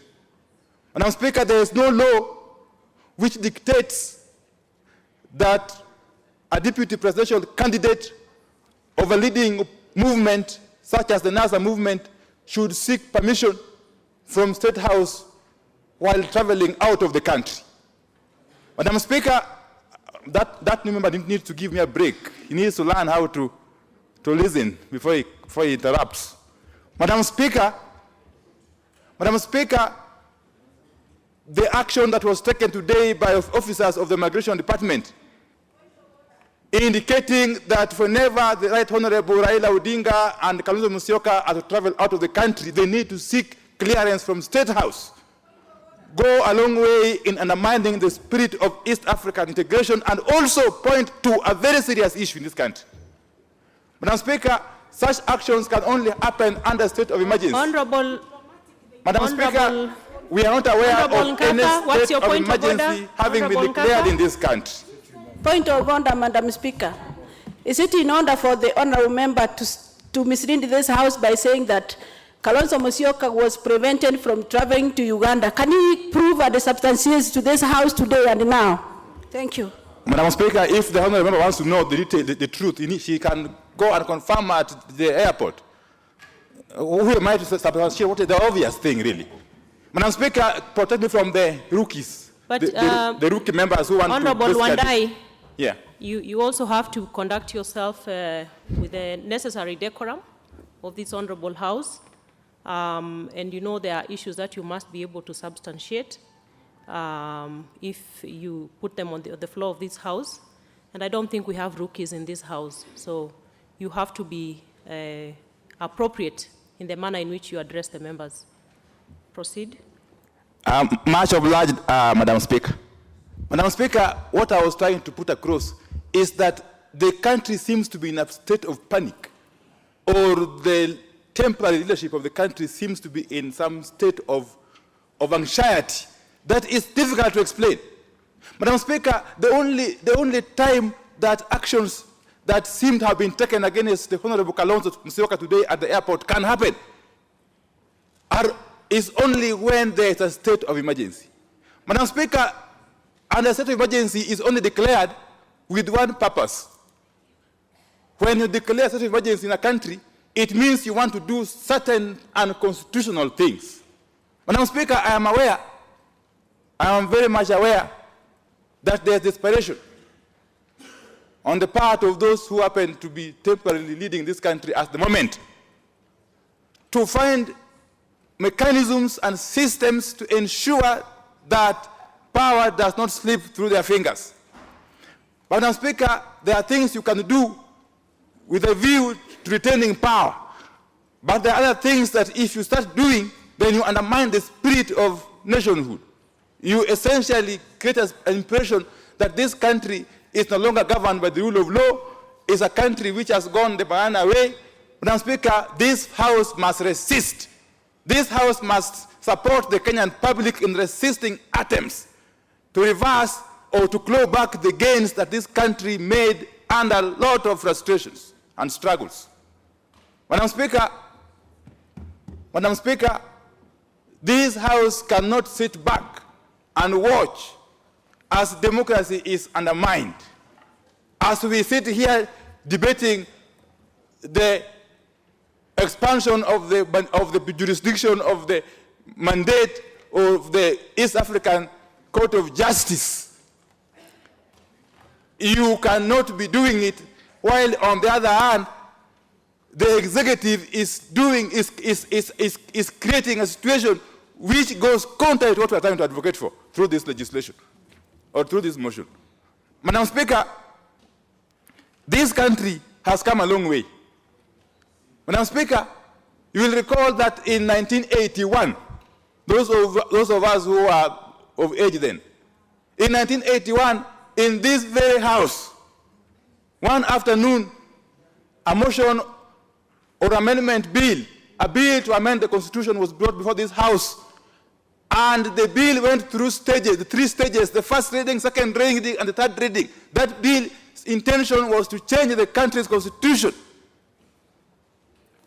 making the country turn away from being a de facto one-party state to a de jure one-party state. Madam Speaker, in this very House, that bill was passed in a record 1 day. We have seen attempts as late as today to reenact the history, to take us back to that very dark time, Madam Speaker, where laws are amended, where laws are made purposefully to serve the interests of a small ruling clique. Madam Speaker, those who participated in that amendment that evening, that afternoon in this House, in the fullness of time ended up becoming its victims. Madam Speaker, the people of this country will resist attempts by the leadership of the Jubilee administration to turn back the clock of change. This country will not accept for even a moment. Madam Speaker, I'm hearing a lot of catcalls from people who need to listen and be educated by myself and learn from a veteran like me. Madam Speaker, you know when I talk to this House, I don't just talk anyhow. I am very clear on the rules of the House, including the rule of relevance. I'm very, very clear. So I can teach them a little bit about that. Madam Speaker, what the country is saying is that we shall not accept the democratic gains to be reversed by a clique that is hell-bent on clinging on to power at whatever cost. Honorable Wandai. This is very relevant, Madam Speaker. Honorable Wandai. Very, very relevant, Madam Speaker. You are an experienced member of this House, and I just want to refer you to Standing Order 106. You need to confine yourself to the matter before the House, to be relevant in the matter that you're speaking to. And you only have 1 minute to go, Honorable Madam Wandai. Speaker, you cannot talk about the East African Court of Justice without talking about the injustices happening in the country. You know, it is common sense. You cannot perpetuate injustice in this country and talk about justice in East African community. It's not possible. And therefore we must sound out a caution to those who want to reverse the history that this country will resist. And beginning this week, the resistance has begun, Madam Speaker. The resistance has begun. And if you are doubting our resolve to resist you, then you are in for a rude shock. Madam Speaker, thank you. Yes,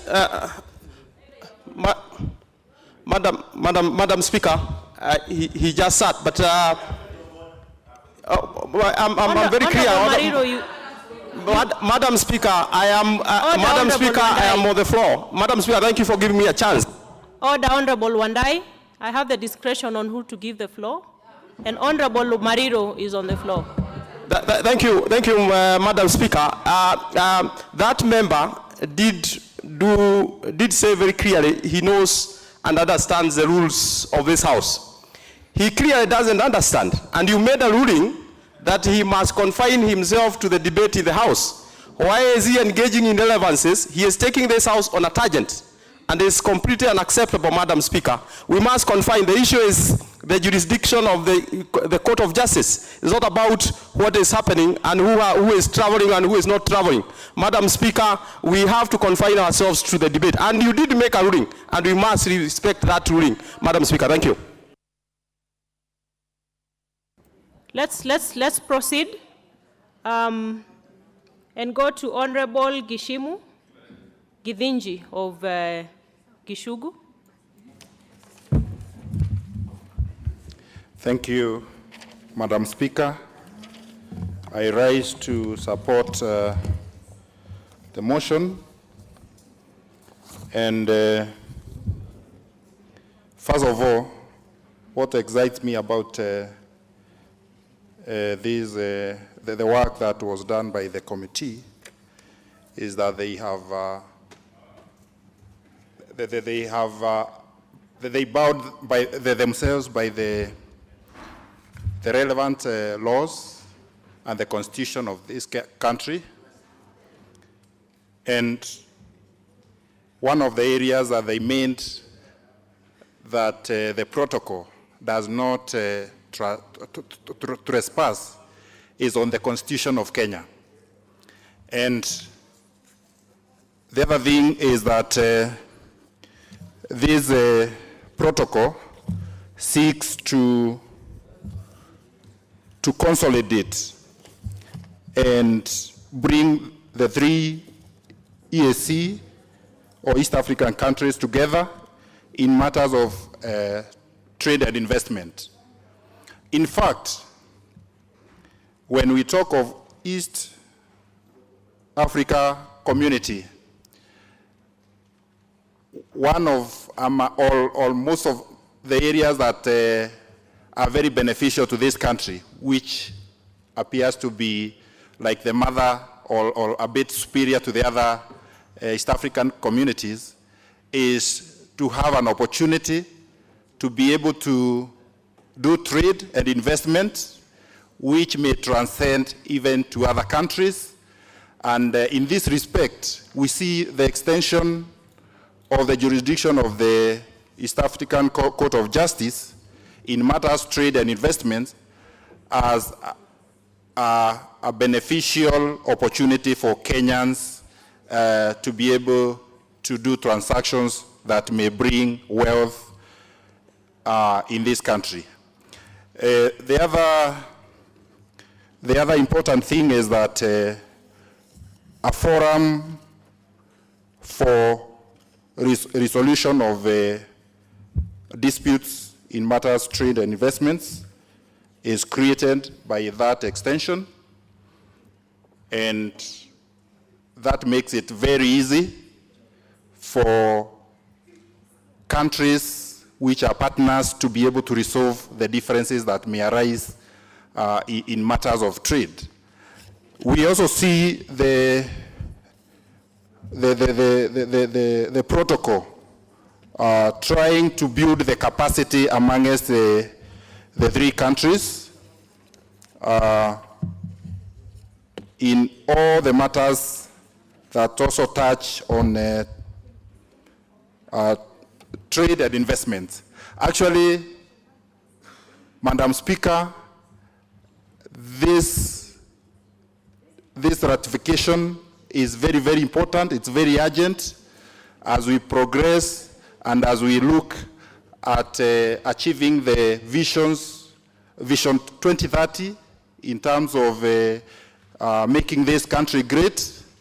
And I believe this is the most opportune time, irrespective of the noises that are made from the other side. It is time to make this country move forward by making sure that these ratifications are done in the House, and with the quorum which the Jubilee honorable members are availing to the House every day, we'll be able to make this country move forward by making sure that these kind of motions go through and we ratify these kind of protocols. I beg to support, Madam Speaker. Thank you. Honorable Member for Nyamira County, Honorable Momanyi. Madam Speaker, today is my privileged time and moment because this is my first time to talk before this honorable House and support this motion,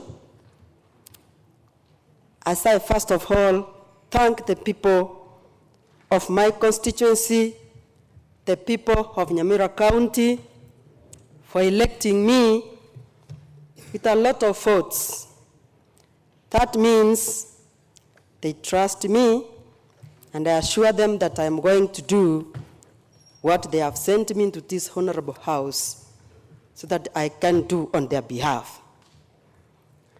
I want to support this motion simply because Kenya, being one of the East African community states, does not live in an island. This protocol encourages the Kenyans to participate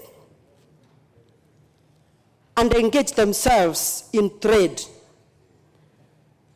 which finally will improve the economy of our country, Kenya, and furthermore, it will make the Kenyan people to feel that they belong because the protocol treats the people of these member states equal. So because the equal opportunity has been given, then it means even it has not gone against the Kenyan Constitution, which gives the human rights to the people on how they are supposed to behave and conduct themselves. So, as I stand to support this motion, I also urge my other members to support this because it gives the Kenyan citizen privileges of engaging in trade, privileges of getting, the service which is going to treat and get employment equally to any member of these member states. So I want to say that this is one of the best protocol that we can ever approve in this House and accept to continue. I beg to support this motion as I sit down. Okay. The Honorable Member for Wajir North, Ibrahim Abdisalan. Thank you, Madam Speaker. Madam Speaker, before I make my contribution on the ratification of this East African Protocol, let me take this opportunity to make my maiden speech. And in doing so, first and foremost, I'll congratulate you for having been elected to that position. I have no doubt you have what it takes to take this position, because during the few period I have observed your contribution, I have no doubt your contribution was full of wisdom, and hence no doubt that you are up to that task. Madam Speaker, let me thank the people of Wajir constituency for giving me this opportunity to represent them in this House. They have overwhelmingly support me and have a lot of expectation that I will deliver to the best of my ability and to their satisfaction. Madam Speaker, as I am making my contribution, my constituency happens to be one of the constituency facing very severe drought with loss of livestock.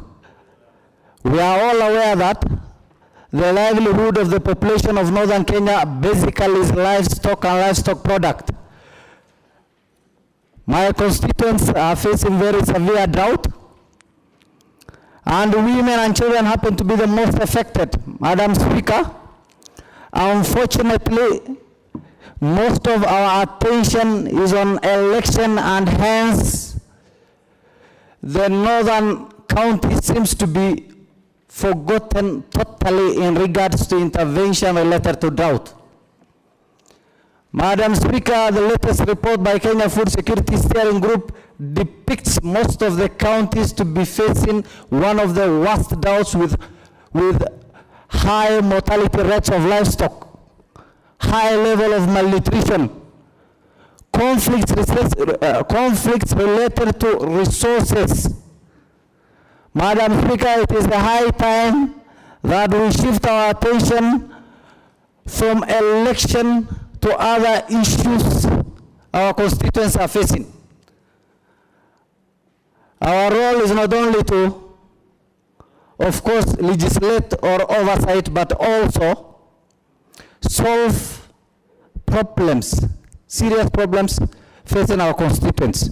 Madam Speaker, I will believe that the committee tasked with coming up with a supplementary budget will look into this, considering the high vulnerability level of counties in northern Kenya.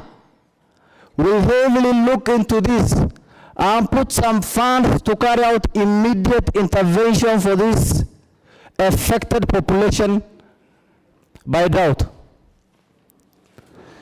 Having said that, I'm also aware that most relevant ministries, more so in the national government, are not undertaking the necessary intervention, and the few, more so non-state actors conducting intervention, which of course is very low, happens to be uncoordinated, sparsely distributed, with most affected pockets not reached up to date. So it is my belief that the committee tasked with that responsibility will look into this issue and at least give budget for drought interventions for northern Kenya, and in particular for Wajir County, and more so for Wajir North constituency. Having said that, I am also cognizant of the fact that this is an extraordinary time which requires extraordinary contribution from members and extraordinary leadership from this House. No doubt, it is the first time in history that we are doing repeat election, and as representative of the people, we are expected to carry ourselves with a high level of maturity. We are expected to act as arbitrators. We are expected to be in most times involved in issues of negotiation, bringing people together, working on what can bring us together, and not engaging ourselves in issues that will divide us in this House. If we are divided in this House, no doubt we will be divided outside. Madam Speaker, I don't believe that review of election laws will be a solution to the unique challenge this country is facing. I believe that better negotiations and negotiated settlement is the solution to the unique problem this country is facing. I hope and believe that the members during the recess will come together to see how best they can unite this country. I also believe that the leadership of this House will act as a symbol of unity that will bring us together, at least to forge unity for this country. With that, Madam Speaker, I strongly support the ratification of the East African Protocol before us. No doubt we have a lot in common. No doubt that we are one community, and hence any actions meant to bridge the gap between East African community is most accepted. The East African Protocol before us, I believe, is in compliance with Section 8. The treaty is definitely inconsistent with our constitution, our values, and hence I support it. Thank you. All right, let's have Honorable Member for Lafay, Ibrahim Mude. Thank you, Madam Speaker. I congratulate you first for being appointed as a panel. Secondly, Madam Speaker, may I take this opportunity to put my maiden speech?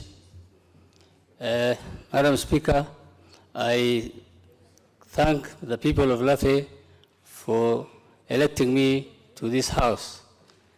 For sure, I'll be able to speak on their behalf in this House, and that I'll be faithful and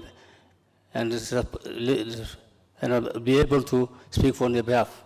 Secondly, Madam Speaker, on the issue of this protocol, I support the motion. When you look at Article number 8, it says, provides for the privileged immunities and for persons employed in the service for the community with respect to immunity for the civil servants. Madam Speaker, we have a lot of people from this country who are working in the neighboring countries in the East Africa community, who have been in problems within those countries. Madam Speaker, I know myself, if my people themselves are working or are doing business in those East African countries, and they face a lot of problems. Madam Speaker, this protocol, I can see, will handle those kind of problems, and therefore this protocol is in order, and I support it. When you look at this protocol really looks at, it supports trade and investment, and therefore our people, most of the Kenyans are in the West African countries doing business, and they really have big problems when they are undergoing their businesses, and therefore this protocol really is supportive of what we are thinking, that they are helping them. I therefore support this motion, Madam Speaker. Thank you. Honorable, I can see an intervention from Honorable Naomi Shaban. Thank you, Madam Speaker. I rise on Standing Order number 95, considering the mood of the House, that we should be able to move on, and that the mover should now be called upon to reply.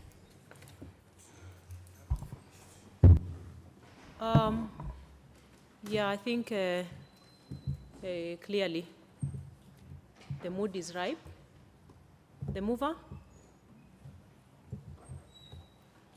Honorable Whip.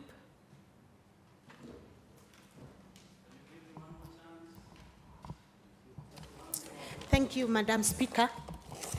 Madam Speaker, I want to begin by thanking all the members who have supported this motion, a motion that is truly timely and which aims to recognize the previous Committee on Regional Integration for considering the protocol and reporting to this House.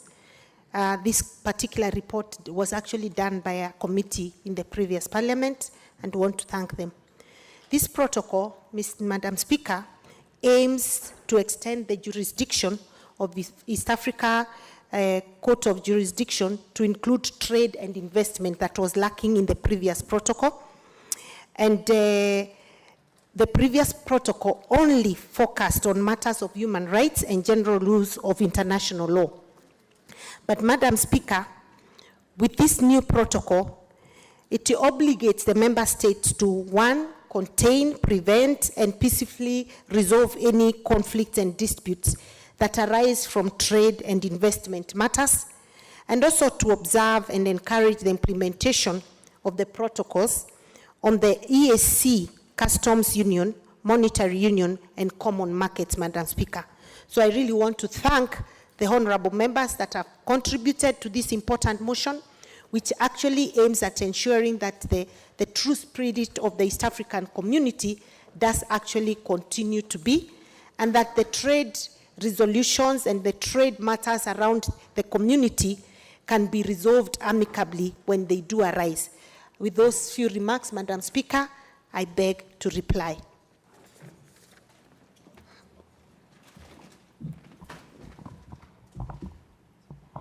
Honorable members, seeing the number of members present in the House, we are not able to put this motion, the question on this motion, and we will defer it to the next sitting. Honorable members, I have a communication to make with regards to the Election Laws Amendment Bill. Honorable members, a question has been raised this afternoon in my office with regard to whether the Electoral Laws Amendment Bill 2017, National Assembly Bill number 39, is a bill concerning county governments, and whether the bill will be transmitted to the Senate for concurrence if passed by this House. Honorable members, Article 110 of the Constitution defines a bill concerning county government and outlines the procedure applicable whenever a question arises as to whether a bill concerns county governments. Under Article 110, Sub-Article 1, a bill concerning county governments is defined as follows, and I quote, "In this Constitution, a bill concerning county government means A bill containing provisions affecting the functions and powers of the county governments set out in the fourth schedule. B, a bill relating to the election of members of a county assembly or a county executive. And C, a bill referred to in Chapter 12 affecting the finances of county governments." Further, honorable members, Article 110, Sub-Article 5, provides as follows. With regards to any questions on the issue, and I quote, "Before either House considers a bill, the Speakers of the National Assembly and the Senate shall jointly resolve any question as to whether it is a bill concerning counties, and if it is, whether it is a special or an ordinary bill." Honorable members, consideration of a bill happens at any second reading onwards, and the question may arise at any time. In this regard, I wish to inform the House that I have this afternoon consulted with the Speaker of the Senate on the question raised with regard to the Election Laws Amendment Bill 2017. Accordingly, honorable members, pursuant to the provisions of Article 110, Sub-Article 5 of the Constitution, and in answer to the question raised, the Speaker of the Senate and I have jointly determined that the Election Laws Amendment Bill 2017, National Assembly Bills number 39, is a bill concerning county governments. Members will note that the bill seeks to amend several statutes, among them the Elections Act 2011, which makes the bill fall squarely within the definition set out at Article 110(1)(b) to the extent that it relates, and I quote, to the election of members of a county assembly. If passed by this House, the bill shall be forwarded to the Senate for consideration. The House is guided accordingly. I thank you, the Honorable Justin B.N. Muturi, Speaker of the National Assembly, this Thursday, 28th September 2017. Next order.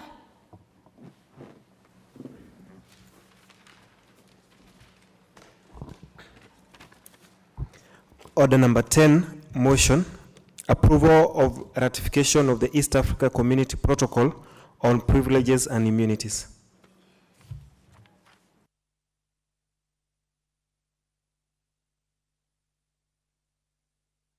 The Honorable Leader of Majority.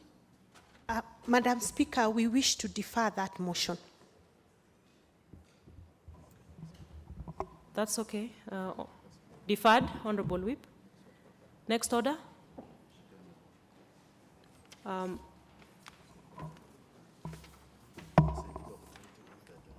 The Leader of Majority to now move the motion of adjournment. Thank you, Madam Speaker, for giving me this chance to move this motion of adjournment of the House.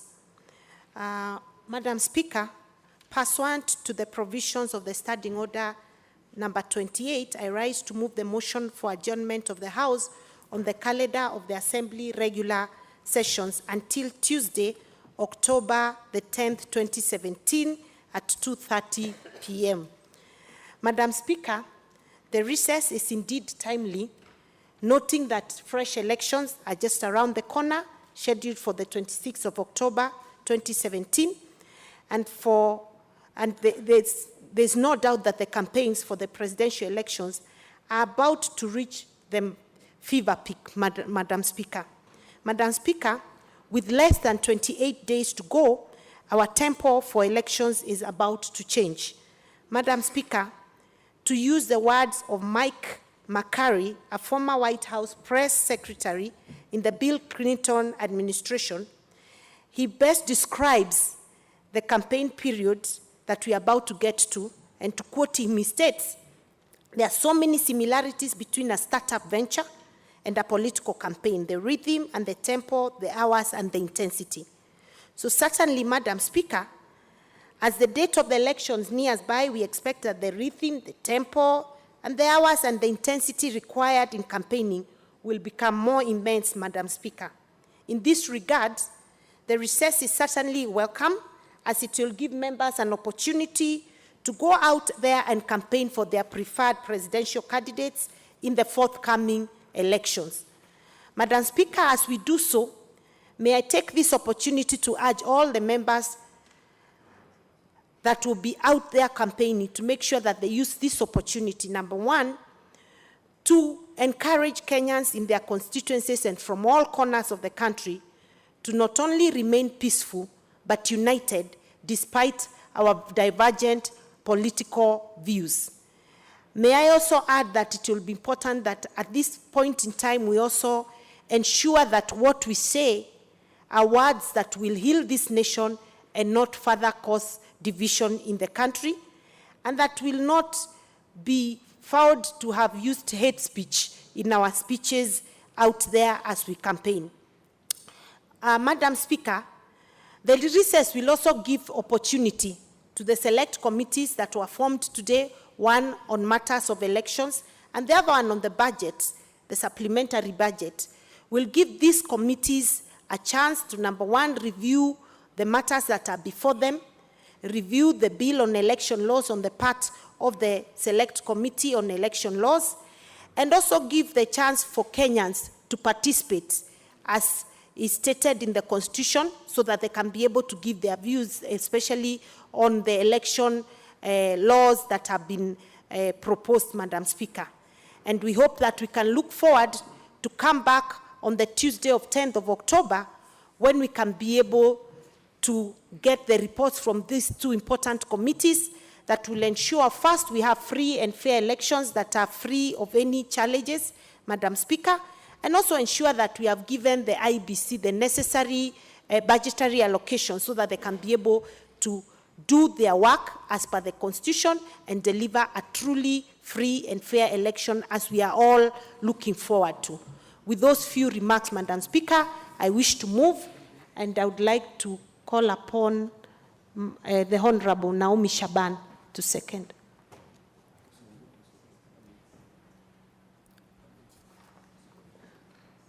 Honorable Shaban. Okay. Honorable members, I therefore put the question that pursuant to the provisions of Standing Order 28 on the calendar of the Assembly, regular sessions, this House adjourns until Tuesday, October 10th, 2017 at 2:30 p.m. Honorable members, each one of you will have 5 minutes to contribute. Honorable Member for Tiati, I have not given you the floor.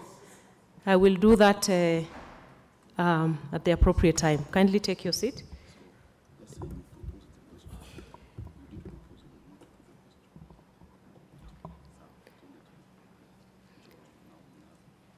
Honorable Hassan Rehema.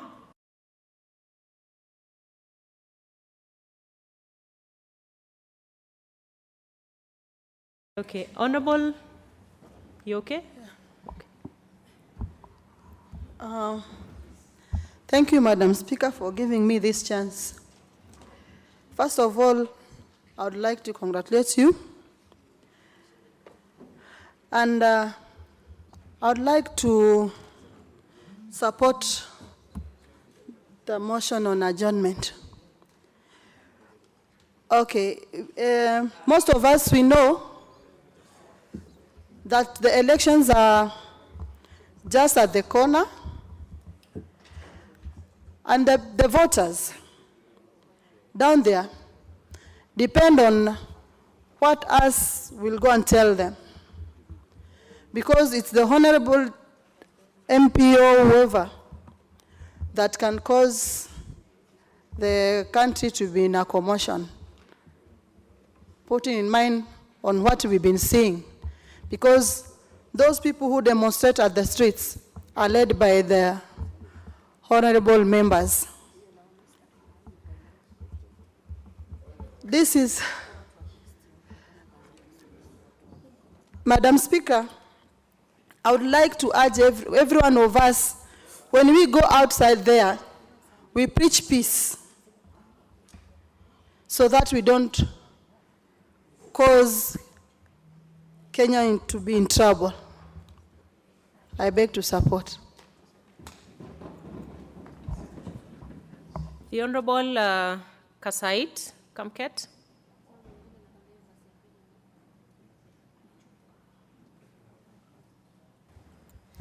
I thank you, Honorable Speaker, for this opportunity to contribute to this motion. I want to say that I support the motion on adjournment and say that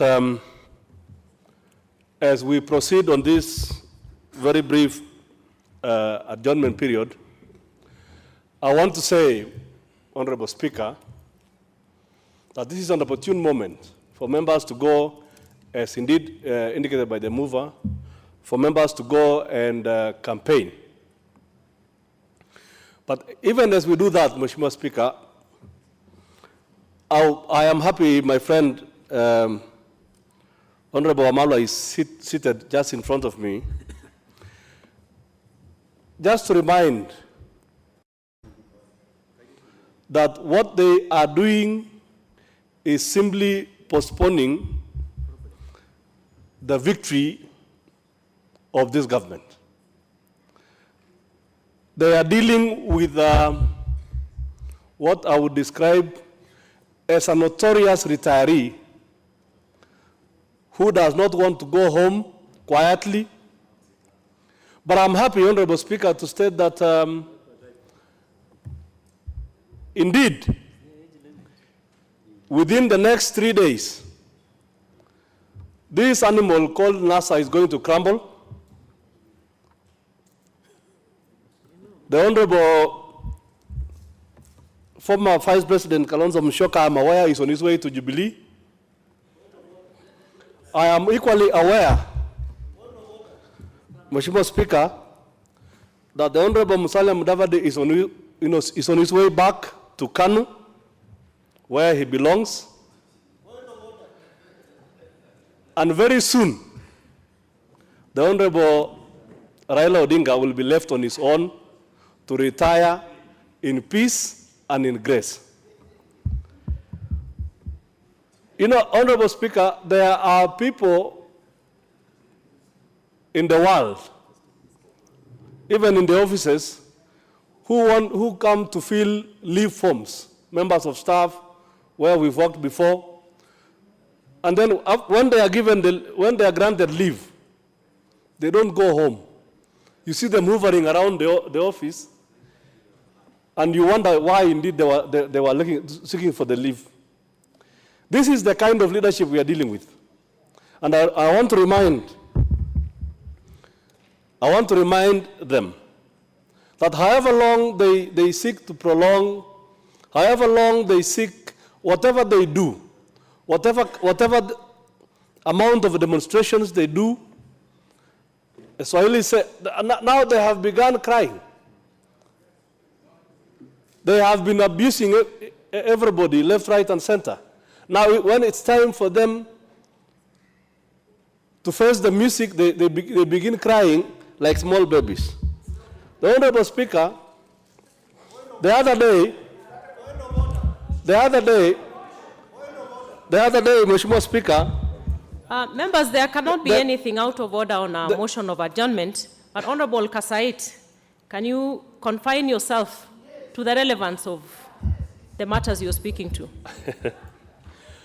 Thank you for that guidance. Mheshimiwa Speaker, there is a saying in Kiswahili that nyege ni kunyekezana.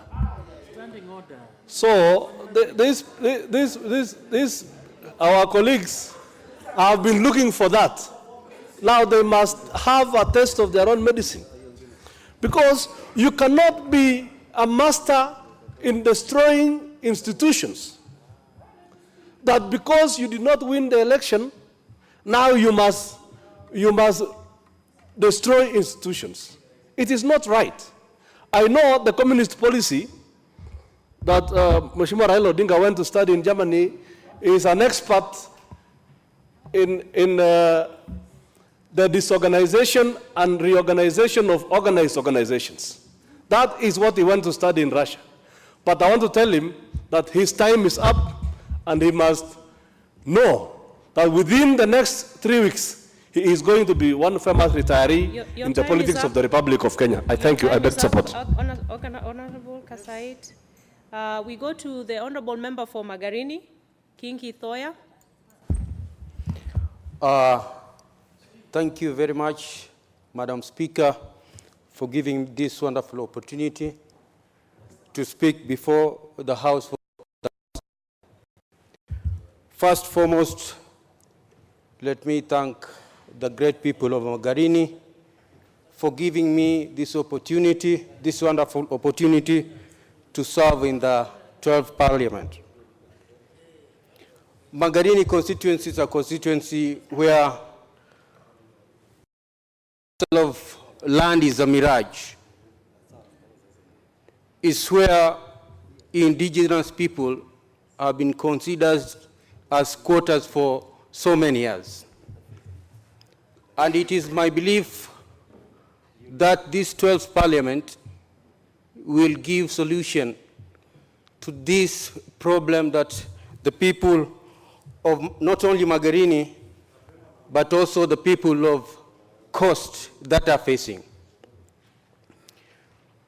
The problem that is within this country, I remember some honorable members have been in this parliament for many years, and I've been watching them in television contributing to the development of this nation.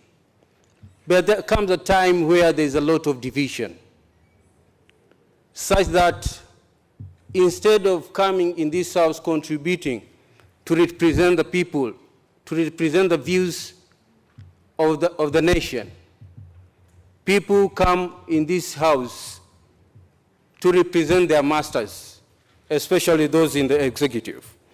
I think it's high time now we should know it's equally important that we should, as members of parliament, as honorable members, we should contribute well for the well-being of our people in this great nation. Whatever is currently happening in this nation is not healthy. to the development. That's why you see, specifically in Magarini, is where you can get a 2-kilogram packet of maize flour goes for 300 shillings. It's unbearable. And this is because there's a lot of division. Instead of coming here and contributing to make sure that all people benefit, we are here to contribute to make sure that our party leaders behind us are happy at the expense of our own people. I think it's high time now, members, we should know, as we are doing the oversight, we should not do oversight to encourage corruption in this country. We should hold the executive to make sure that whatever it does is of the benefit to all people living within this republic. Whatever we are contributing in this house, we should make sure that is something that is of substance, that will make easy for everybody living within this republic. Now, we've been given time, 11 days to go home, so that we can be with our people. This is also a time whereby we are going to do our campaigns. I urge members to be very peaceful, to make sure that in our campaigns there is a lot of people. Honorable Kingi, you have 1 minute. In our campaigns, we should make sure that we have resistance, to make sure that whatever we utter doesn't bring about violence within the area that we will be campaigning along. For those few remarks, Madam Speaker, I say thank you very much. The Honorable Member for Taveta, Naomi Shaban. Asante sana Mheshimiwa Spika kwa kunipatia nafasi hii ya kuzungumzia swala la likizo hii ambayo tutakayo kwenda nyumbani. Mheshimiwa Spika, tumetoka hivi majuzi kwenye kinyang'anyiro cha uchaguzi, na bado uchaguzi upo wa rais ambao utaendelea tarehe 26 mwezi ujao. Mheshimiwa Spika, umuhimu ni kwamba tunatakana kuzungumzia swala la amani. Tunatakana kwenda kwetu tulikotokea, kwenda kujulisha wananchi umuhimu wa kupiga kampeni, kutumia muda huu bila kupigana wala kugombana. Watu hutofautiana na sera, lakini sio ngumi. Kuna umuhimu ya kwamba soteni turudi tuzungumze na wananchi kuelezea yaliyojiri na yatakayo tufikisha wakati wa uchaguzi. Vile vile kwa wale ambao ni wenzetu ambao wamechaguliwa kwa mara ya kwanza, wakati huu watatumia fursa hii kuelezea wananchi waliowachagua na kuwapatia nafasi hii ya kwamba wao wanavyowakilisha kwenye bunge hili la 12, mipangilio haswa yao ya kazi itakuwa mipangilio aina gani. Kwa hivyo basi, Mheshimiwa Spika, fursa hii tunayopatiwa ni ya muhimu, likizo hii tunayopatiwa ni ya muhimu, na ni likizo ambayo naona tutakuwa katika pilika za mahangaiko ya kutafuta nafasi ya ni nani atakayeshikilia serikali yetu ya Kenya.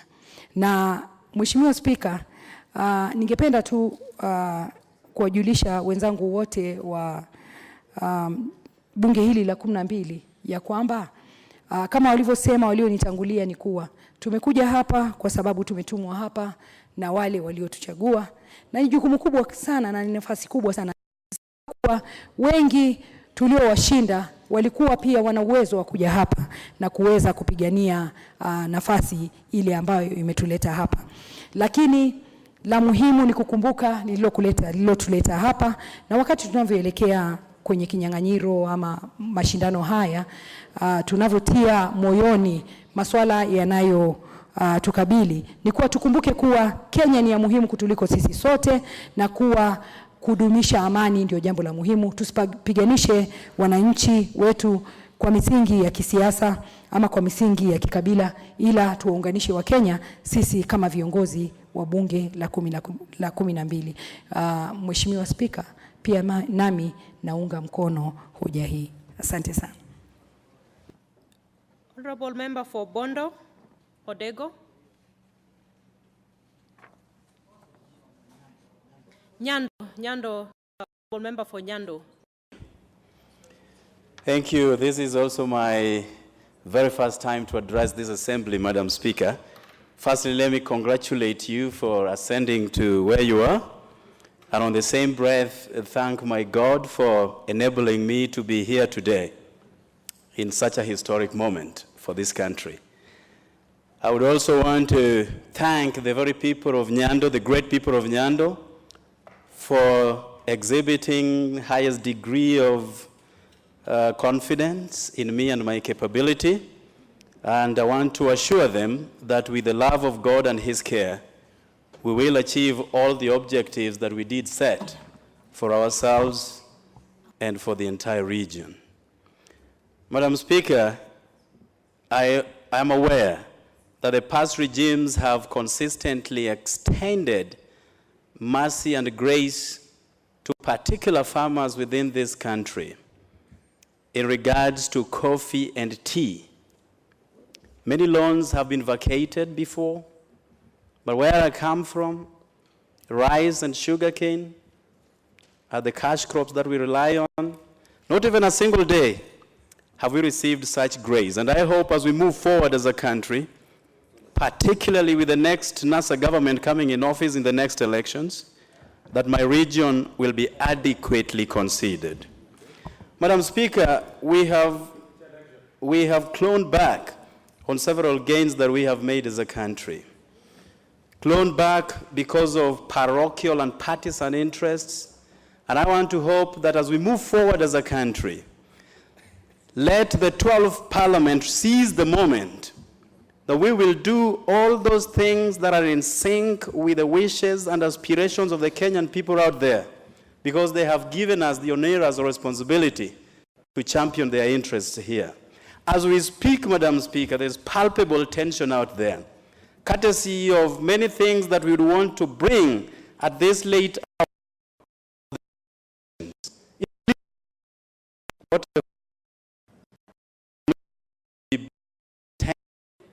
Which regards to this have and will continue to bring a lot of tension in this country. Before, in the 10th Parliament, such occasions were there, but it called for the wisdom and intervention of the Speaker, the then Speaker, Honorable Marende. And he did bring sanity into our politics. And I want to hope and believe that you will also seize the moment, Madam Speaker, and discard everything that is not in tandem with the wishes of the Kenyan people. Because together we perish, and together we can rise. So it is something that is very key to me, and it behoves all of us in this House to bring sanity and order to this country. As people would all used to say in the American period during the segregation time, that we would rather die standing than live on their knees. We wouldn't wish to push Kenyans to the wall that they will in one unity pronounce that very statement.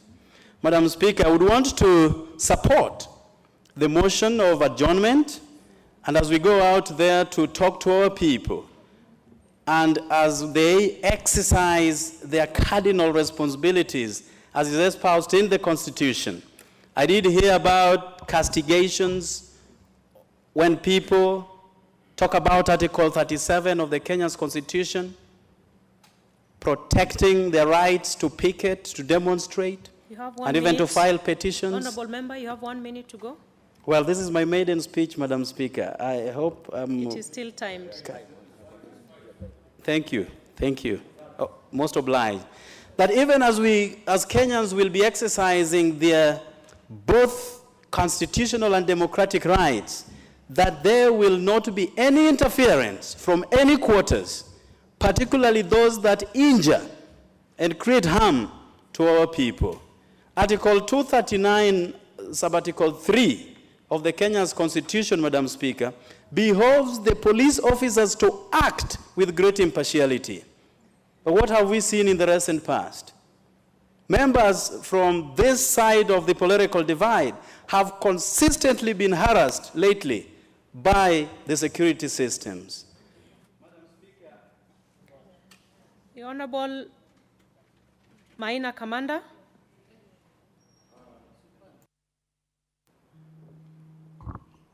What is it, Kijana, my friend? Is your father talking? You should give me the light to. Thank you, Madam Speaker. First, let me congratulate you for having been given this position of to be in the Speaker's panel. And again, Madam Speaker, let me also say this is a very important motion. It has come at the time that we are in this house ourselves, and mostly the side of Jubilee, that we are here as elected members of Parliament, and our boss was snatched his victory. So we have a duty as a coalition to go out there. And I would plead to our side that we incorporate all other players. Let's not be selfish. Just because we have been elected, we don't incorporate those who we were competing together, because by doing that, people will not come out to support our president. We need each and everybody, and especially those people who also participated even in our nomination, to come out and support the president. We know, and I have friends on the other side of the floor, we interact, and I'm not there to blame anybody. You people, like my friend here, Minority Party Deputy Whip, El-Maawy, the other day he escaped death narrowly, or you remember. Yeah, Westgate. We don't want to go into that path again. You are young people. You are even not like ourselves. We have been here long enough, not like you. You need to be here 4 or 5 times. But if the country is at turmoil, just because of one particular person,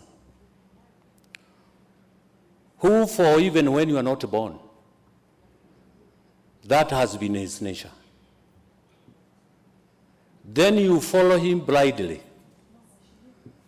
Then this country burns. And the person who wants to burn this country has even reached his time of even going home. Because when you are 50, 70, at least when you are 72 is a bonus. He has even reached a bonus. You have not, and you have young children. He is a grandfather, and then he wants to bring problem in this country. So we need to appeal to all of us that we have a nation that we need to protect. This country belongs to all of us, and let's not use this country and demonstration. There are people who think by demonstrating they have monopoly. Nobody has a monopoly for demonstration here. Don't awake. Let those people don't awake there majority. Because some of us, and I'm sorry to say, our father died during the time of Mau. We had no grace of even seeing our fathers maybe 1 year or less than 1 year. There are this notion there by people that there are certain people, those people are rich, those people have everything, that they don't mind. Once you push them, these people will give in. I'm telling you, far from it. I'm ready. I'm a grandfather now. I am ready to go to forest and fight, if that be. At my age. At my age. So your time let is up. nobody think. Your time is up, Honorable Commander. The Honorable Chrysantas Wamalwa. Thank you, Madam Speaker. Madam Speaker, as I support this motion of adjournment, first and foremost, allow me to congratulate you for your nomination to be on the chairperson's panel. Madam Speaker, you know I served with you in the Committee of Defense and Foreign Relations, and I know you did very well. You are very objective in your contributions. So I'm assuming as you sit on that seat, you will continue exercising that objectivity without any bias, Madam Speaker. And I have no doubt you can manage that. Madam Speaker, as I speak on this motion of adjournment, I want to quote the Bible. Matthew chapter 5, verse 9, Madam Speaker. The Bible says, "Blessed are the peacemakers, for they shall be called the children of God." As we are here today, Madam Speaker, we know we are going back for the campaigns, the presidential campaigns. The Mungikis, the Chingororos and Namachuma, Madam Speaker, wherever they are, we want to condemn them. We are peaceful Kenyans, and we want to salute the Supreme Court of whatever it did. We want to go back for the elections, and we want IBC to ensure that the elections for presidency are going to be free, fair, and credible, Madam Speaker. We know the court ruling was as a result of the issues of illegality and irregularity. If you allow me to speak Swahili saying, which says, kufanya kosa ni nini? Lakini kurudia ndiyo kosa. So we are telling IBC not to repeat that mistake. We don't want to have issues of illegality and irregularities. They must go through the reforms. They must bring those electoral reforms. If you read Article 86 of the Constitution, Madam Speaker, it's clear that IBC shall put measures, structures, mechanisms in place. Honorable Wamalwa, you have a few seconds because we have to finish at 5:30. To ensure that the elections are going to be free and fair. And we are calling upon the electoral reforms, Madam Speaker, before you go for elections. No reforms, no elections, Madam Speaker. I thank you and I support. Honorable members, order. The time being 5:30 p.m., this House stands adjourned till Tuesday, the 10th of October 2017 at 2:30 p.m.